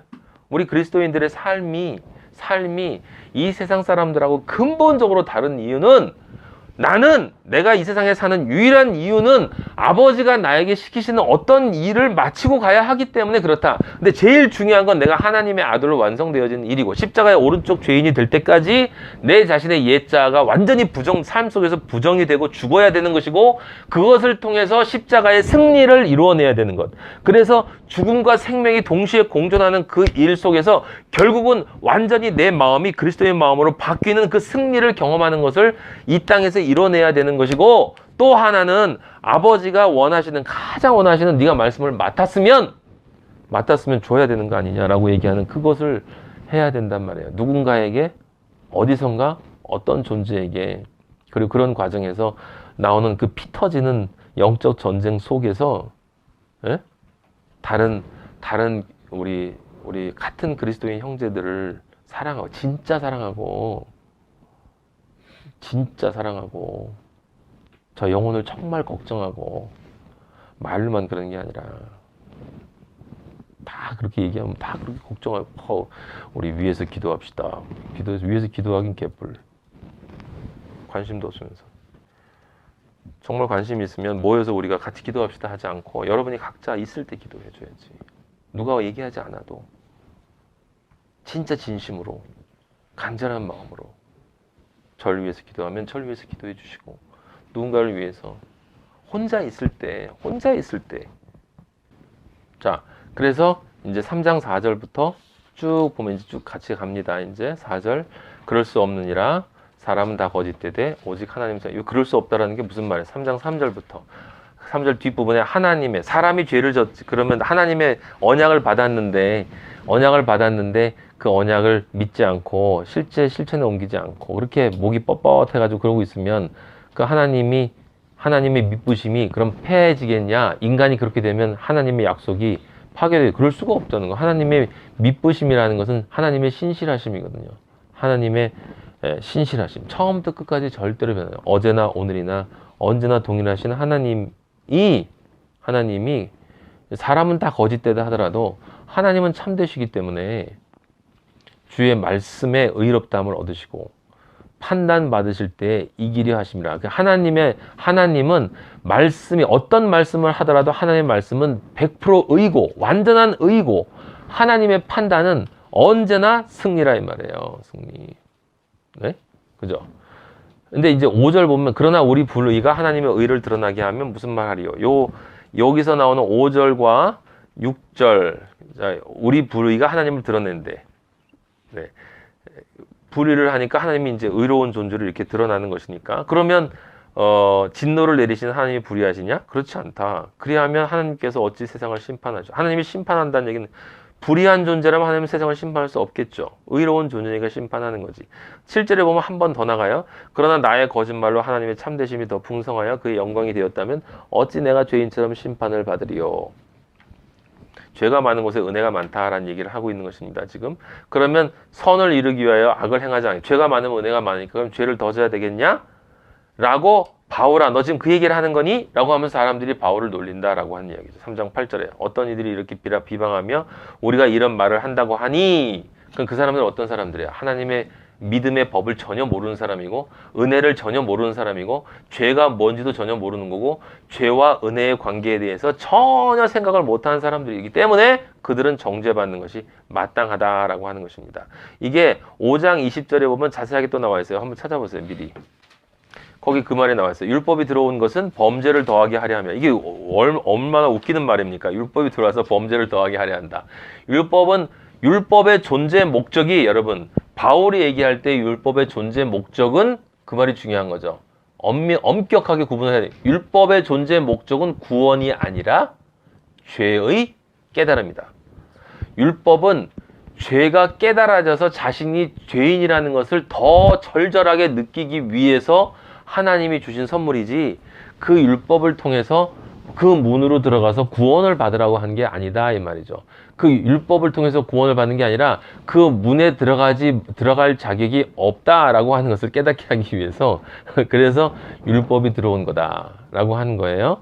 그래서 여기 지금 2장 20절에 보면 5장 20절에 보면 이는 죄가 사망 안에 왕노릇한 것 같이 은혜도 또한 여기 은혜란 말이 나오잖아요. 은혜도 또한 의로 말미암아 우리 주 예수 그리스도로 말미암아 영생에 6장 1절에 그 앞에 나왔던 그 말하고 같은 말이 나와요. 그런즉 우리가 무슨 말? 은혜를 더하게 하려고 죄에 거하겠느냐?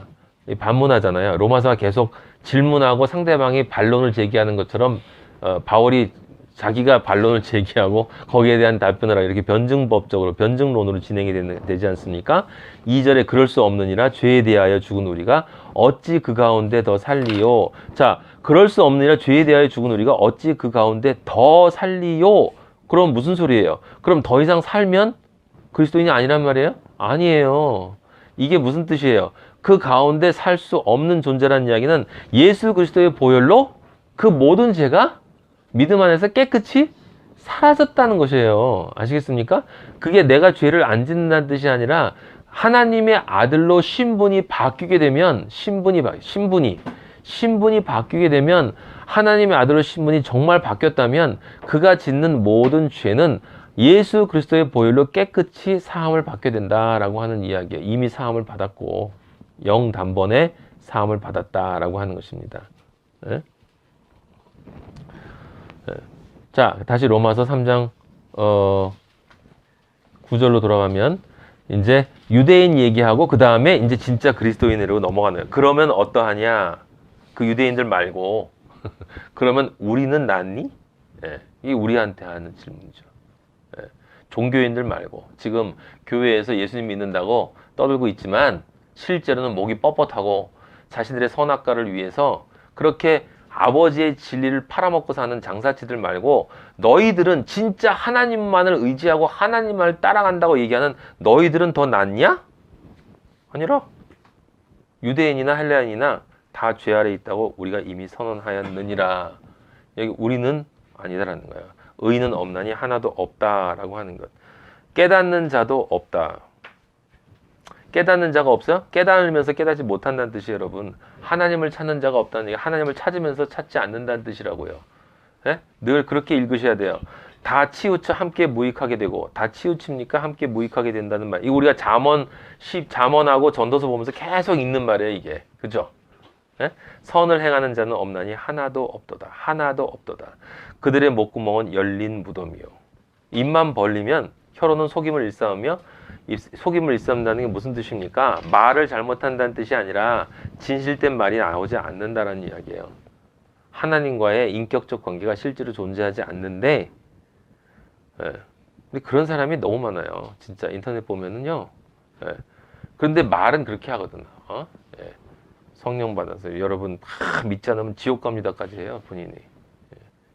여기 안 듣는 사람들 다 지옥 갈 거야. 이런 얘기하는 사람도 봤어요. 이거 보면서 저 사람 참 안 됐다 생각하는. 모른다니까 본인이 전혀 몰라요. 진짜 몰라. 그 입술에는 독사의 독이 있고. 이게 저도 그런 사람 될까봐 늘 두려운 거죠. 아버지 앞에. 그 18절에 보면 거기 두려워함이 없다라는 말. 그 fear. 경외. 실제 이제 경외를 뜻하는 것인데 하나님을 경외함이 없단 말이에요. 깨닫는 자도 없고 하나님을 찾는 자도 없고 다 치우쳐 함께 무익하게 되고 선을 행하는 자는 하나도 없고 목구멍은 열린 무덤 혀로는 속임을 일삼고 입술엔 독사의 독이 있고 독사의 새끼들이라 그랬잖아요. 종교인들한테. 아버지가. 그 입에는 저주와 악도야. 이런 모든 이야기들이 다 아름다운 소리로 나온다니까. 여러분들이 오해하면 안 된단 말이에요. 굉장히 아름다운 축복의 소리로 나온다고요. 예. 하나님은 아들을 사랑하시기 때문에 여러분들을 다 책임져 주십니다. 이게 악독이라니까. 예? 그 말을 그렇게 하고 그렇게 들으면 그게 악독이란 말이에요. 독사의 독이라고요. 왜? 지옥 가는 말이기 때문에 그게. 예? 아들이시기 때문에 다 책임져 주십니다 하면 그 다음에 무슨 얘기를 해야 돼요? 하지만 그 책임은 선악과의 책임이 아닙니다. 이 세상에서 여러분이 원하는 것을 얻기 위해서 아버지가 채워주시는 존재가 아닙니다. 아버지는 여러분을 아버지의 아들로 만들기 위해서 여러분을 거지로 만들 수도 있고 여러분을 부자로 만들 수도 있고 어떤 방식이든 그건 아버지가 선택하는 것이다. 그래가지고 이걸 가지고 이렇다 저렇다 여러분 판단하면 안 된다. 그럼 여러분이 바로 누가 되는가 하면 요나가 되는 거예요. 요나. 예. 하나님의 아들은 그렇게 아버지에 대해서 얘기를 하면 반드시 아버지로부터 혼나. 예. 이것도 아버지를 향한 간절함이 있는 사람들 얘기고 어차피 뭐 그냥 대충 아버지 믿으면서 난 괜찮아 라고 생각하는 사람들한테는 전혀 해당되는 말이 아니야. 여러분이 아버지한테 예배 보기 위해서 시간을 내주는 거면 뭐 할 말 다 했지 뭐. 나한테 여건이 될 때 아버지의 말씀을 들으러 간다 그러면 말이 다 된 거야. 그럼 더 이상 얘기할 가치가 없는 거야. 아까 말씀드린 것처럼 우리는 누구나 죄인이에요. 누구나 죄인이야. 감옥에 있는 죄인보다 우리가 더 죄인이다라고 제가 말씀을 드렸어요. 예. 근데 그리스도인은 아까 제가 얘기한 것처럼 절대로 잊지 마세요. 아버지한테 그리스도인은 혼이 날 죄를 져요. 항상 혼이 날 죄, 혼날 죄, 요나처럼. 그런데 우리 그리스도인은 절대로 이 죄를 짓지 않아요. 어떤 죄? 정죄받을 죄는 짓지 않아요. 아시겠어요?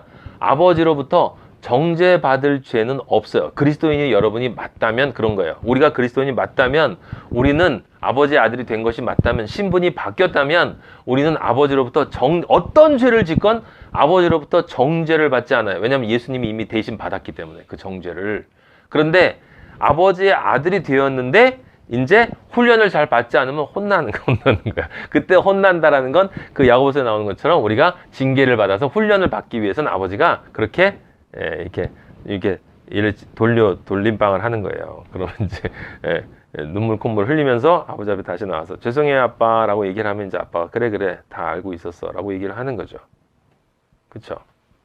절대로 잊지 마실 것은 우리는 그리스도인은 하나님 아버지 앞에 정죄받을 죄를 짓지 않는다. 히브리서 9장 12절에 예수 그리스도가 자기의 피로 영원한 속죄를 이루셨다라고 나와요.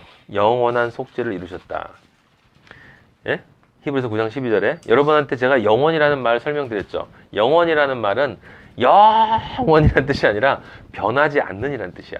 절대로 변함이 없는 이라는 뜻이란 말이에요. 불변의 속죄, 절대로 변개될 수 없는, 절대로 취소될 수 없는 속죄, 그게 영원한 속죄를 뜻하는 거예요. 예수 그리스도가 피를 흘린 것을 통해서 여러분의 과거, 현재, 미래, 저의 과거, 현재, 미래 모든 죄는 하나님 아버지 앞에 다 깨끗이 정죄를 받아서 속죄가 이루어졌다라고 하는 거야. 네. 근데 또 죄를 짓잖아요. 근데 그것들은 우리가 맨날 여기 위에 써 있는 그거예요. 우리는 실제로 깨닫는 바 없고 하나님을 우리가 깨달아요. 제가 이 성경을 여러분 가르친다고 제가 아버지를 얼마나 깨달았겠어요. 쥐뿔 깨달았지. 우주와 같은 아버지의 손톱만한 거 조금 깨닫고 여러분들이 가르쳐 주는 거고 여러분은 그걸 듣고 여러분은 그 손톱에 조금 깨닫고 아버지를 또 만나고 그러는 거예요. 그럼 우리가 뭘 깨닫기는 하나님 아버지를, 그 존재를.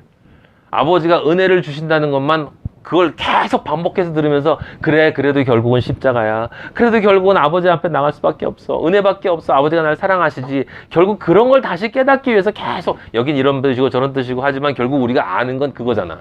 계속 반복해서 얼마나 말을 안 들으면 아버지께서 말씀하시고 또 말씀하시고 창세기 1장부터 시작해서 계시록 마지막 절까지 22장 21절까지 끊임없이 반복해서 얘기를 하시겠냐고요.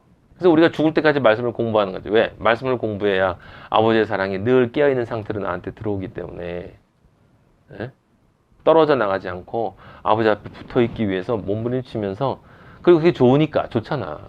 우리 아버지 좋잖아요. 예? 좋으니까. 예?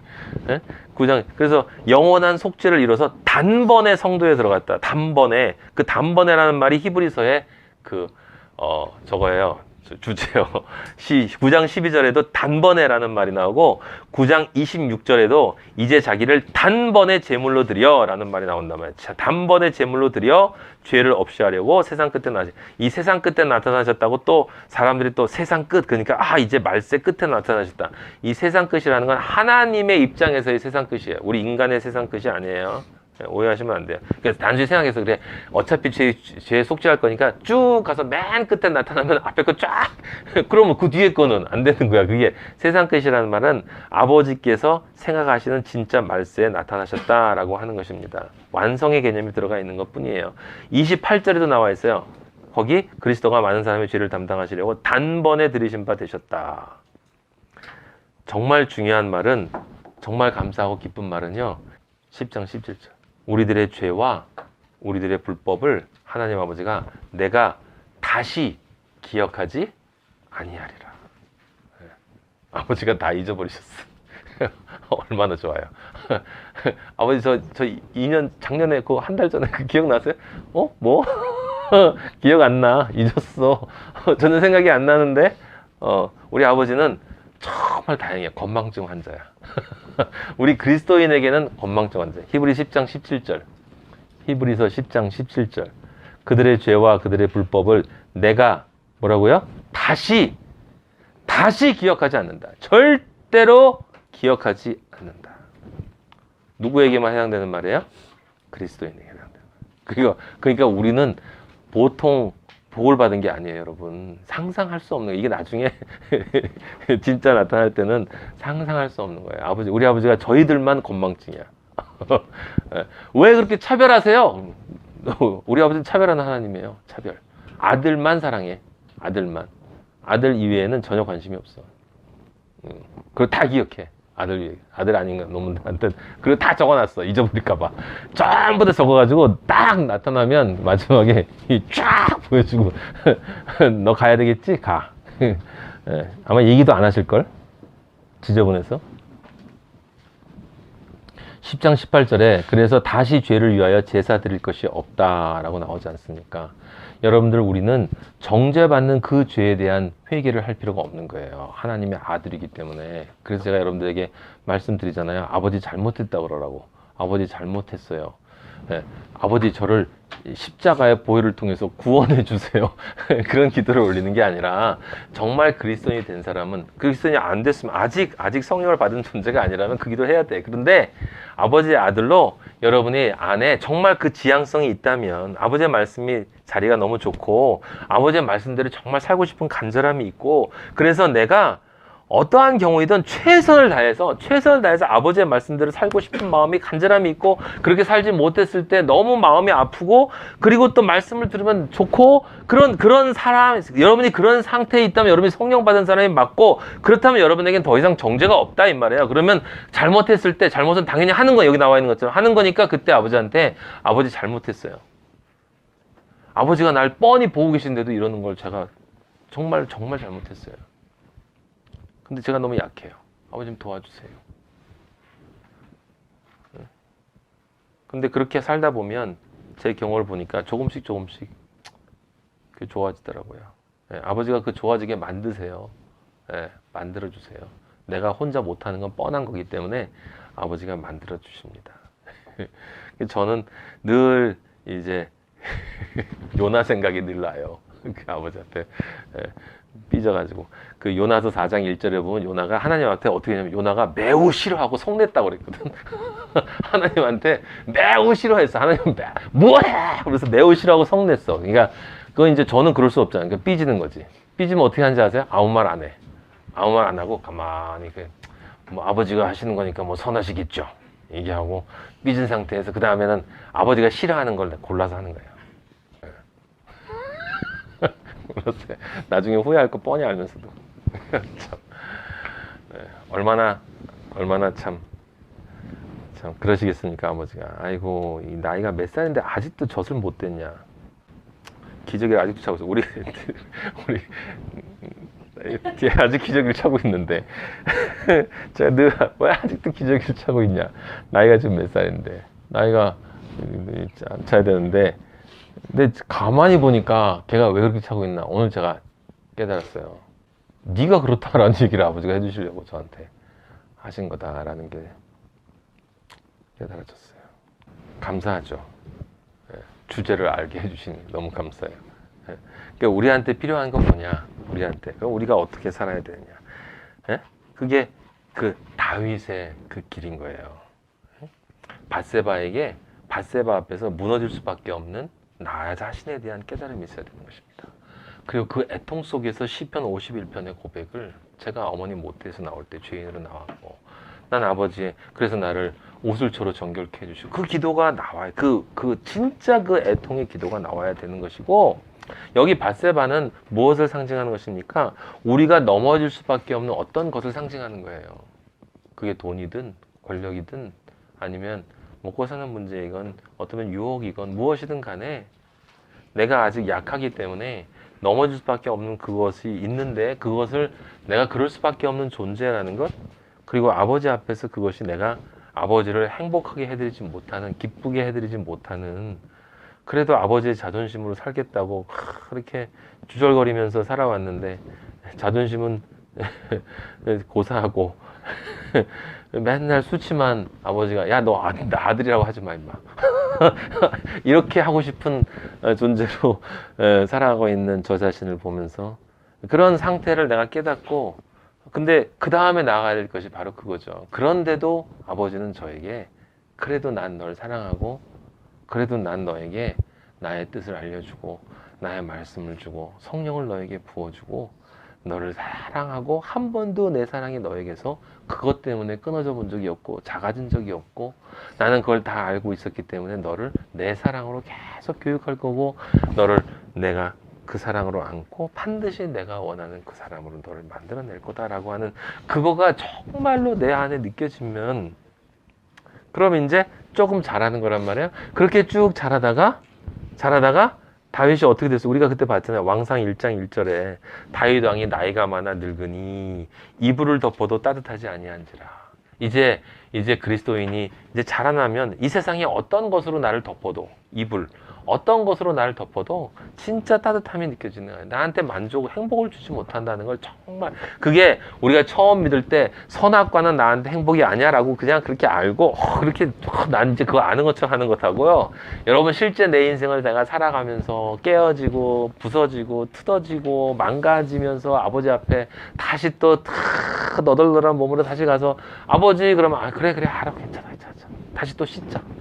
아, 이게 또 똥 쌌네. 또 이렇게 아버지가 닦아주고, 새 옷 입혀주고, 또 그렇게 하면서 계속 그렇게 키워가지고, 가져가서 아버지한테 나중에 나이가 들어서, 아버지 제가 이제 진짜 아버지가 아버지만이 정말 저를 사랑해 주신다는 걸, 이 생에 그 어떤 것도 저를 따뜻하게 해줄 수 없다는 걸 알았습니다. 예? 다윗이. 그래서 다시 한번 밧세바를 앞에 세워놨는데, 아비삭이라는 여인을 세워놨더니, 다윗이 시중은 들었지만 잠자리는 같이 하냐. 더 이상 이 세상의 어떤 유혹으로부터도 어떤 약함으로부터도 더 이상 아버지를 슬프게 해드리지 않는 그러한 존재로 온전한 믿음 안에서 성령을 통한 자유를 경험하는 그러한 존재로 아버지가 우리를 만들어 주실 거다라고 하는 게 바로 그게 그 영광의 소망이란 말이에요. 그게 여러분. 근데 그런 소망을 그리스도인이 아니면 갖냐고? 안 가죠. 그런 거야? 나 그럼 안 믿을래나? 에? 내가 원하는 게 이렇게 많은데, 사실 말은 안 하고 속으로는 다 가지고 있는데, 에? 그래도 어떻게 해주시겠지라고 생각했는데, 진짜 아닌 거야? 그럼 난 싫어. 난 하나님 아버지 된다는 게 뭐야, 정확히. 잘 이해도 못 하겠고. 그래서 하나님의 영이 우리 안에 꼭 있어야 되는 거예요. 로마서 8장 9절에 나중에 우리가 읽을 거에 보면 만일 너희 속에 하나님의 영이 거하시면 8장 9절 너희가 육신에 있지 아니하고 영에 있나니 그 다음 말이 무서운 말인 거예요. 누구든지 그리스도의 영이 없으면 그리스도의 사람이 아니다. 근데 너무 감사한 건 그 8장 26절에 보면 우리의 연약함을 도우신다. 누가? 성령이 그죠? 예, 우리 연약함을 도와주신대잖아요. 제가 약하고 아버지한테 삐질 때는 도와주시긴 뭘 도와주세요? 아 참나 뭐 좀 느껴야 될 거 아니야 이거. 느껴지지가 않아요. 이렇게 얘기했는데 이제 그 느껴지지 않는 게 도와주시는 거야. 예, 지나 보면 우리는 마땅히 기도할 바를 알지 못하나 오직 성령이 말할 수 없는 탄식으로 아버지가 탄식하신대요. 그러면서 나를 위해서 간구하신다. 여기 아까 제가 말씀드렸죠. 이 말씀이 저를 오늘 쳤어요. 근데 이게 이때 마땅히 기도할 바를 알지 못하나 친히 간구하신다라고 하는 이 말 속에서 마땅히 기도할 바를 알지 못한다라는 말이 저한테는 기도하는 이 말의 기도로 들린 게 아니라 내가 마땅히 기도할 바를 알지 못한다는 이야기는 정말 하나님의 뜻에 정확히 부합되는 그 기도가 나에게 정말 기쁨과 감사와 은혜로 나오지 않는다. 그렇기 때문에 그 기도 그대로 내가 사라지지 않는다로 받아들여졌다 이 말이에요. 이 말 뜻이. 이게 마땅히 기도할 바를 알지 못한다는 진짜 뜻이라는 것을 오늘 알게 됐어요. 아, 내가 하나님이 정말 원하시는 아버지가 원하는 그 기도를 내가 드리지 못한다라는 건 아직 그 존재가 되지 못했다. 그래서 내가 존재가 되어지는 만큼 나는 기도하는 것이구나.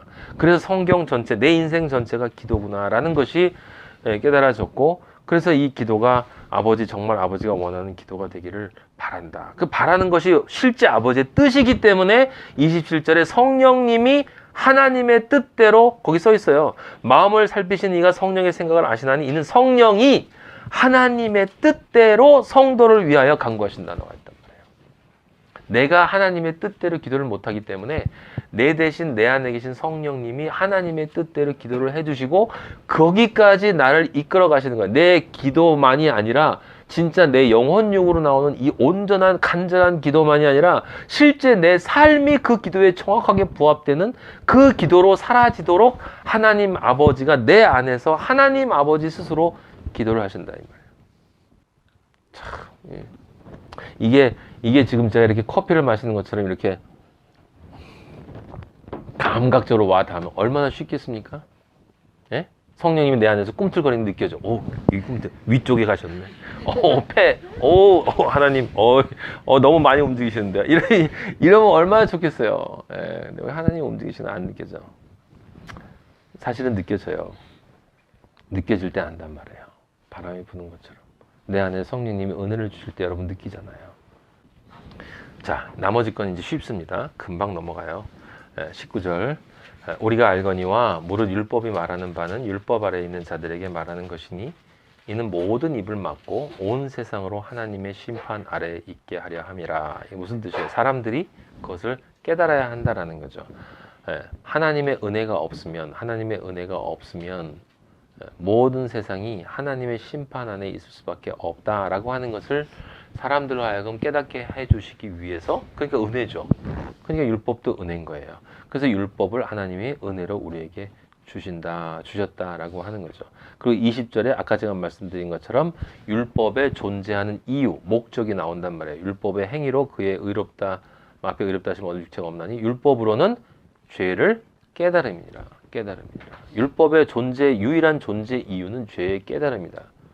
율법을 통한 구원이 아니라 내가 얼마나 율법을 어길 수밖에 없는 존재인가를 깨닫기 위해서 하나님이 율법을 주셨다. 근데 그것이 바로 죄에 대한 깨달음이고, 그 죄에 대한 깨달음이 있으면 그 죄를 대속하기 위해서 하나님이 어떤 십자가의 고통을 당하셨는가를 느낄 수밖에 없기 때문에 그만큼 나에게 은혜가 커진다라는 얘기죠. 얼마나 논리적입니까? 성경은 진짜 논리적이에요. 그죠? 예. 그래서 이제는 율법 외에 하나님의 한 의가 나타났으니 율법과 선지자들에게 증거를 받은 것이라. 그래서 처음에 제가 얘기한 것처럼 처음엔 양심, 두 번째 율법, 세 번째 뭐요? 믿음의 법. 믿음의 법을 통한 한 의가 나타났으니 바로 그게 뭐냐면 22절에 예수 그리스도를 믿음으로 말미암아, 거기에 뭐라고 써 있습니까? 모든 믿는 자에게 미치는 하나님의 의다. 모든 믿는 자에게 미치는 하나님의 의다. 의라는 건 뭐라고요? 사람들이 이렇게 얘기해요. 의라는 건 죄가 하나도 없는 거라고. 그게 의입니까? 아니에요. 의는 하나님과 연합된 거예요. 하나 된 것. 공간적으로 함께 있는 게 아니라 진짜 하나 된 것. 그게 의예요. 얼마나 멋있습니까? 예. 하나님의 한 의가 나타났으니 내가 하나님과 하나가 될 수 있는 그 길이 나타났다라고 하는 것입니다. 예, 그건 차별이 없다. 근데 오직 믿음이라는 문을 통과해서만 갈 때 그게 주어진다. 23절, 24절은 바로 구원을 향한 복음의 메시지니까 외워놓으셨다가 알려드리란 말이에요. 사람들 모든 사람이 죄를 범하였음에 하나님의 영광에 이르지 못하더니 그리스도 예수 안에 있는 성령으로 말미암아 하나님의 은혜로 값 없이 의롭다 하심을 얻은 자 되었느니라. 이 예수를 하나님이 그의 피로써 믿음으로 말미암는 화목 제물로 세우셨으니, 제가 전에 말씀드린 화목 제물은 하나님과 나 사이에 화목함을 위한 것인데, 그때 이 일반 우리 같은 평범한 사람이 죄를 지면 뭘 잡았는지 아세요? 암양, 암소 잡았어요. 그 왜 암양, 암소겠어요? 여성이기 때문에. 우린 다 여자기 때문에 그걸 잡아서, 잡는데 누가 잡아? 내가 직접 잡아. 내가 직접 잡을 때 어떻게 잡아요? 안수하고 잡는단 말이에요. 그 소한테 안수하고 잡는데, 안수할 때 내 죄가 그 암소에게 나와 동일시 되는 거야. 암소에게 전가가 되고, 그 암소에 흠 없는 암소이기 때문에 그 암소의 흠 없음이 나에게로 전가가 되는 거죠. 예? 예. 그래서 예수 그리스도가 바로 그 암소로 십자가에 달렸으니까 믿음으로 내가 예수 그리스도에게 안수하는 거죠. 그죠? 안수하면 나의 죄가 예수 그리스도에게로 가고, 예수 그리스도의 그 깨끗하신 힘이 나에게 오는 것이고, 나에게 왔을 때 비로소 나는 그 예수와 연결이 되고 연합이 될 수 있는 존재가 되는 거다. 그죠? 예, 참 논리적이에요. 성경은 정말 논리적, 너무 멋있어요. 예. 26절, 곧 이때 자기의 의로우심을 나타내서 자기도 의로우시며 또한 예수 믿는 자를 의롭다 하려 하심이라. 그런즉 자랑할 때가 어디냐? 있을 수가 없느니라. 무슨 법으로냐? 행위로냐? 아니라 오늘 우리 말씀의 제목, 오직 믿음의 법. 여러분, 믿음이 법이래요. 믿음이 법이라고요. 법. 네? 마음이 아니고, 믿는 마음이 아니고 믿음의 법이에요. 법. 네, 하나님이 법을 정해놓으신 거예요. 그래서 이 법은 절대로 바뀌어질 수가 없는 거야. 이 길밖에 없다. 오직 믿음으로. 믿음에서 믿음으로. 예? 그러므로 사람이 의롭다 하심을 얻는 것은 율법의 행위에 있지 않고 믿음으로 되는 줄 우리가 인정하노라. 믿음으로 되는 줄이라는 말, 율법의 행위에 있지 않고 믿음으로 되는 줄, 여러분 이해하셔야 돼요. 이걸 그렇게 이해하시면 안 된다고 제가 말씀드렸습니다. 다시 한번 중요한 거기 때문에, 율법의 행위에 있지 않다는 이야기는 하나님의 아들로 의로운 존재가 되기 위해서 그렇게 완성되어질 하나님의 집이 되어지는, 성전이 되어지는, 그것을 실제로 그렇게 이루기 위해서는 율법의 행위라는 문으로 들어가서는 그것을 못 만든다는 뜻이라고. 아시겠어요? 그래서 믿음의 문으로 들어가야만 그것을 그 다음에 이룰 수 있다는 뜻이야. 그래서 믿음의 문으로 들어가면 그 뒤에 뭐도 나오는 거예요? 율법의 행위도 그 안에 들어가 있는 거예요. 아시겠습니까? 율법의 행위의 문으로 들어가면 믿음의 문이 되어지지가 않는다는 뜻이야, 그게. 그래서 성전이 지어질 수가 없다는 뜻이란 말이에요. 예. 하나님은 다만 유대인의 하나님이시냐? 또한 이방인의 하나님은 아니시냐? 진실로 이방인의 하나님도 되시느니라. 할례자도 믿음으로 말미암아 또한 무할례자도 믿음으로 말미암아 의롭다 하실 하나님은 한 분이시라. 그런즉 우리가 믿음으로 말미암아 율법을 파기하냐? 그럴 수 없느냐? 도리어 율법을 굳게 세우라. 이게 바로 그 뜻이에요, 여러분. 이 말이 믿음으로 들어가야, 믿음의 문으로 들어가야 진짜 율법을 지키게 되는 거예요. 아시겠어요? 왜냐하면 예수 그리스도가 십자가를 통해서 율법을 완성했기 때문에 믿음의 문으로 들어가서 예수 그리스도의 십자가의 그 율법의 완성을 내가 믿으면, 이 믿음을 통해서 실제로 내가 하진 않았어도 그 율법을 온전하게 지킨 존재가 되는 것이니까 율법을 행한 게 되는 거죠. 아시겠어요? 그렇게 전개가 되는 거란 말이에요. 그러니까 이 아버지가 먼저 그의 나라와 그의 의를 구하라, 나머지 이 모든 것은 내가 더하시라 하신 것처럼 하나님에게는 질서가 굉장히 중요하단 말이에요. 질서. 그래서 맨 처음에 죄인들의 가장 큰 특징이 혼돈이란 말이에요. 혼돈, 질서가 없는 거. 어디로 어떻게 해야 될지, 어디서부터 시작해야 될지를 모른다라고 하는 것인데, 하나님을 만난 사람은 질서를 얻기 때문에 시작이 뭐고 끝이 뭐고 알파가 뭐고 오메가가 뭐고 중간에 뭐가 있고 이걸 정확히 안단 말이에요. 성경에 쓰이는 것처럼 믿음의 덕의 지식의 절제의 인내의 경건의 형제 사랑을 이렇게 더하는 과정이 자연스럽게 쩍쩍쩍쩍 진행되어지는 것을 그리스도인이 되면 알 수밖에 없다. 집을 짓는데 아무렇게나 순서 없이 지면 안 된다라고 하는 거죠. 그러니까 오늘 여러분들에게 아버지가 우리에게 주신 은혜는 지금까지 많은 사람들이 믿음이냐 행위냐 따지는데 그게 아니라 믿음의 문으로 들어갈 것이냐 행위의 문으로 들어갈 것이냐. 실제로 우리가 그걸 얻고자 하는 것은 믿음이 구원 이게 아니라 믿음을 통해서 하나님의 아들 하나님의 성전으로 지어지는 게 목적이다. 하나님의 성전으로 지어지기 위해서는 반드시 이 문을 통과해야 된다. 그게 하나님의 뭐다? 믿음의 법이다. 법. 그건 하나님이 그렇게 정해 놓으셨기 때문에 그 법에 정확히 따르지 않고는 절대로 이룰 수 없다라고 하는 거죠. 그래서 제가 여러분들에게 믿음이라고 하는 것은 믿는 마음이 아니라 믿는 존재가 되는 거다라고 얘기하지 않았습니까? 근데 중요한 건 믿는 존재가 될 때 시작이 믿음이어야 한다라는 거예요. 시작이 믿음이어야 한다. 그래서 믿음에서 믿음으로 해서 시작도 믿음, 끝도 믿음. 그래서 위에 믿음에서라고 하는 이 믿음에서가 우리가 창조되어지는 그 믿음의 세 단계고, 그 다음에 믿음으로라고 하는 그것이 우리가 실제 삶 속에서 완성되어지는 그 믿음의 세 단계. 그죠? 그 믿음의 문이 바로 생명의 문이다. 아버지가 우리에게 세워놓으신 골고다 십자가의 그 생명의 문이 바로 믿음의 문이라는 걸 여러분이 기억하시고, 이 로마서에서 우리에게 아버지가 다시 말씀하시는 건 그거 아니에요. 다른 것이 아니고 정말 믿음의 아들이 되었니? 믿음의 법을 지금 따라서 나의 길을 오고 있느냐라고 하는 것을 너희 점검하고 그리고 말씀을 맡은 자다. 너희들은 맡은 자면 맡은 자들답게 존재해야 한다라고 하는 그것을 우리가 받고 각자가 자기의 삶 속에서 정말 하나님과 함께 임마누엘로 동행하며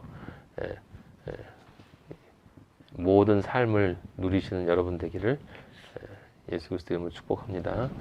아버지 감사합니다. 영광 받아 주시옵소서. 아버지 성경이 참 귀한 것은 아는 것 같은데 전혀 알지 못하는 것이 있고, 아버지 모르는 것 같은데 이미 알고 있는 것들이 참 존재합니다. 아버지의 영적 세계는 참 신비하고 그러면서도 너무 구체적인 것, 너무 논리적인 것을 아버지 다시 한번 깨닫게 해주셔서 감사합니다. 아버지 믿음도 법이라는 사실을, 생명의 성령의 법이라는 사실을, 하나님의 모든 구원의 역사는 질서가 있고 단계가 있기에 그 질서와 단계를 거치지 않고는 아버지께 갈 수 없다는 그 사실을 아버지 저희들 깨닫게 해주셔서 감사하고, 그 길을 가는 그 순간순간마다 그 여정에서 우리가 겪을 사탄의 많은 악한 영들의 그러한 공격들을 아버지의 돌칼로, 아버지 성령의 검으로, 말씀으로 이겨내고 승리할 수 있는 능력을 오늘 또 허락하여 주시니 감사합니다. 아버지여 우리 받은 은혜 잊지 않게 해주시고, 아버지 각자의 삶 속에서 아버지 정말 아버지가 기뻐하시는 그 존재로 변화될 수 있는 능력을 먼저 저에게, 그리고 우리 모든 마하나임 귀한 아버지의 아들들에게 허락하여 주시기를 간절히 기도하며, 또한 세상에 남아있는 남은 자들 그리스도인으로 정말 몸부림치며 기쁨으로 살아가고 있는 우리가 천국에서 만날 형제 자매들 아버지 한 사람 한 사람 다 힘을 주시고 도와주시고 함께하여 주시옵소서. 우리의 방패 되시는 아버지를 찬양하고 예수 그리스도 이름으로 기도하였습니다. 아멘. 하늘에 계신 우리 아버지, 이름이 거룩히 여김을 받으시오며 나라의 마옵시며 뜻이 하늘에서 이루어진 것 같이 땅에서도 이루어지이다.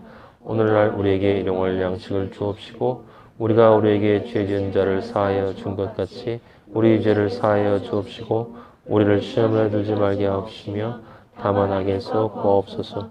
나라와 권세와 영광이 아버지께 영원히 있사옵나이다. 아멘.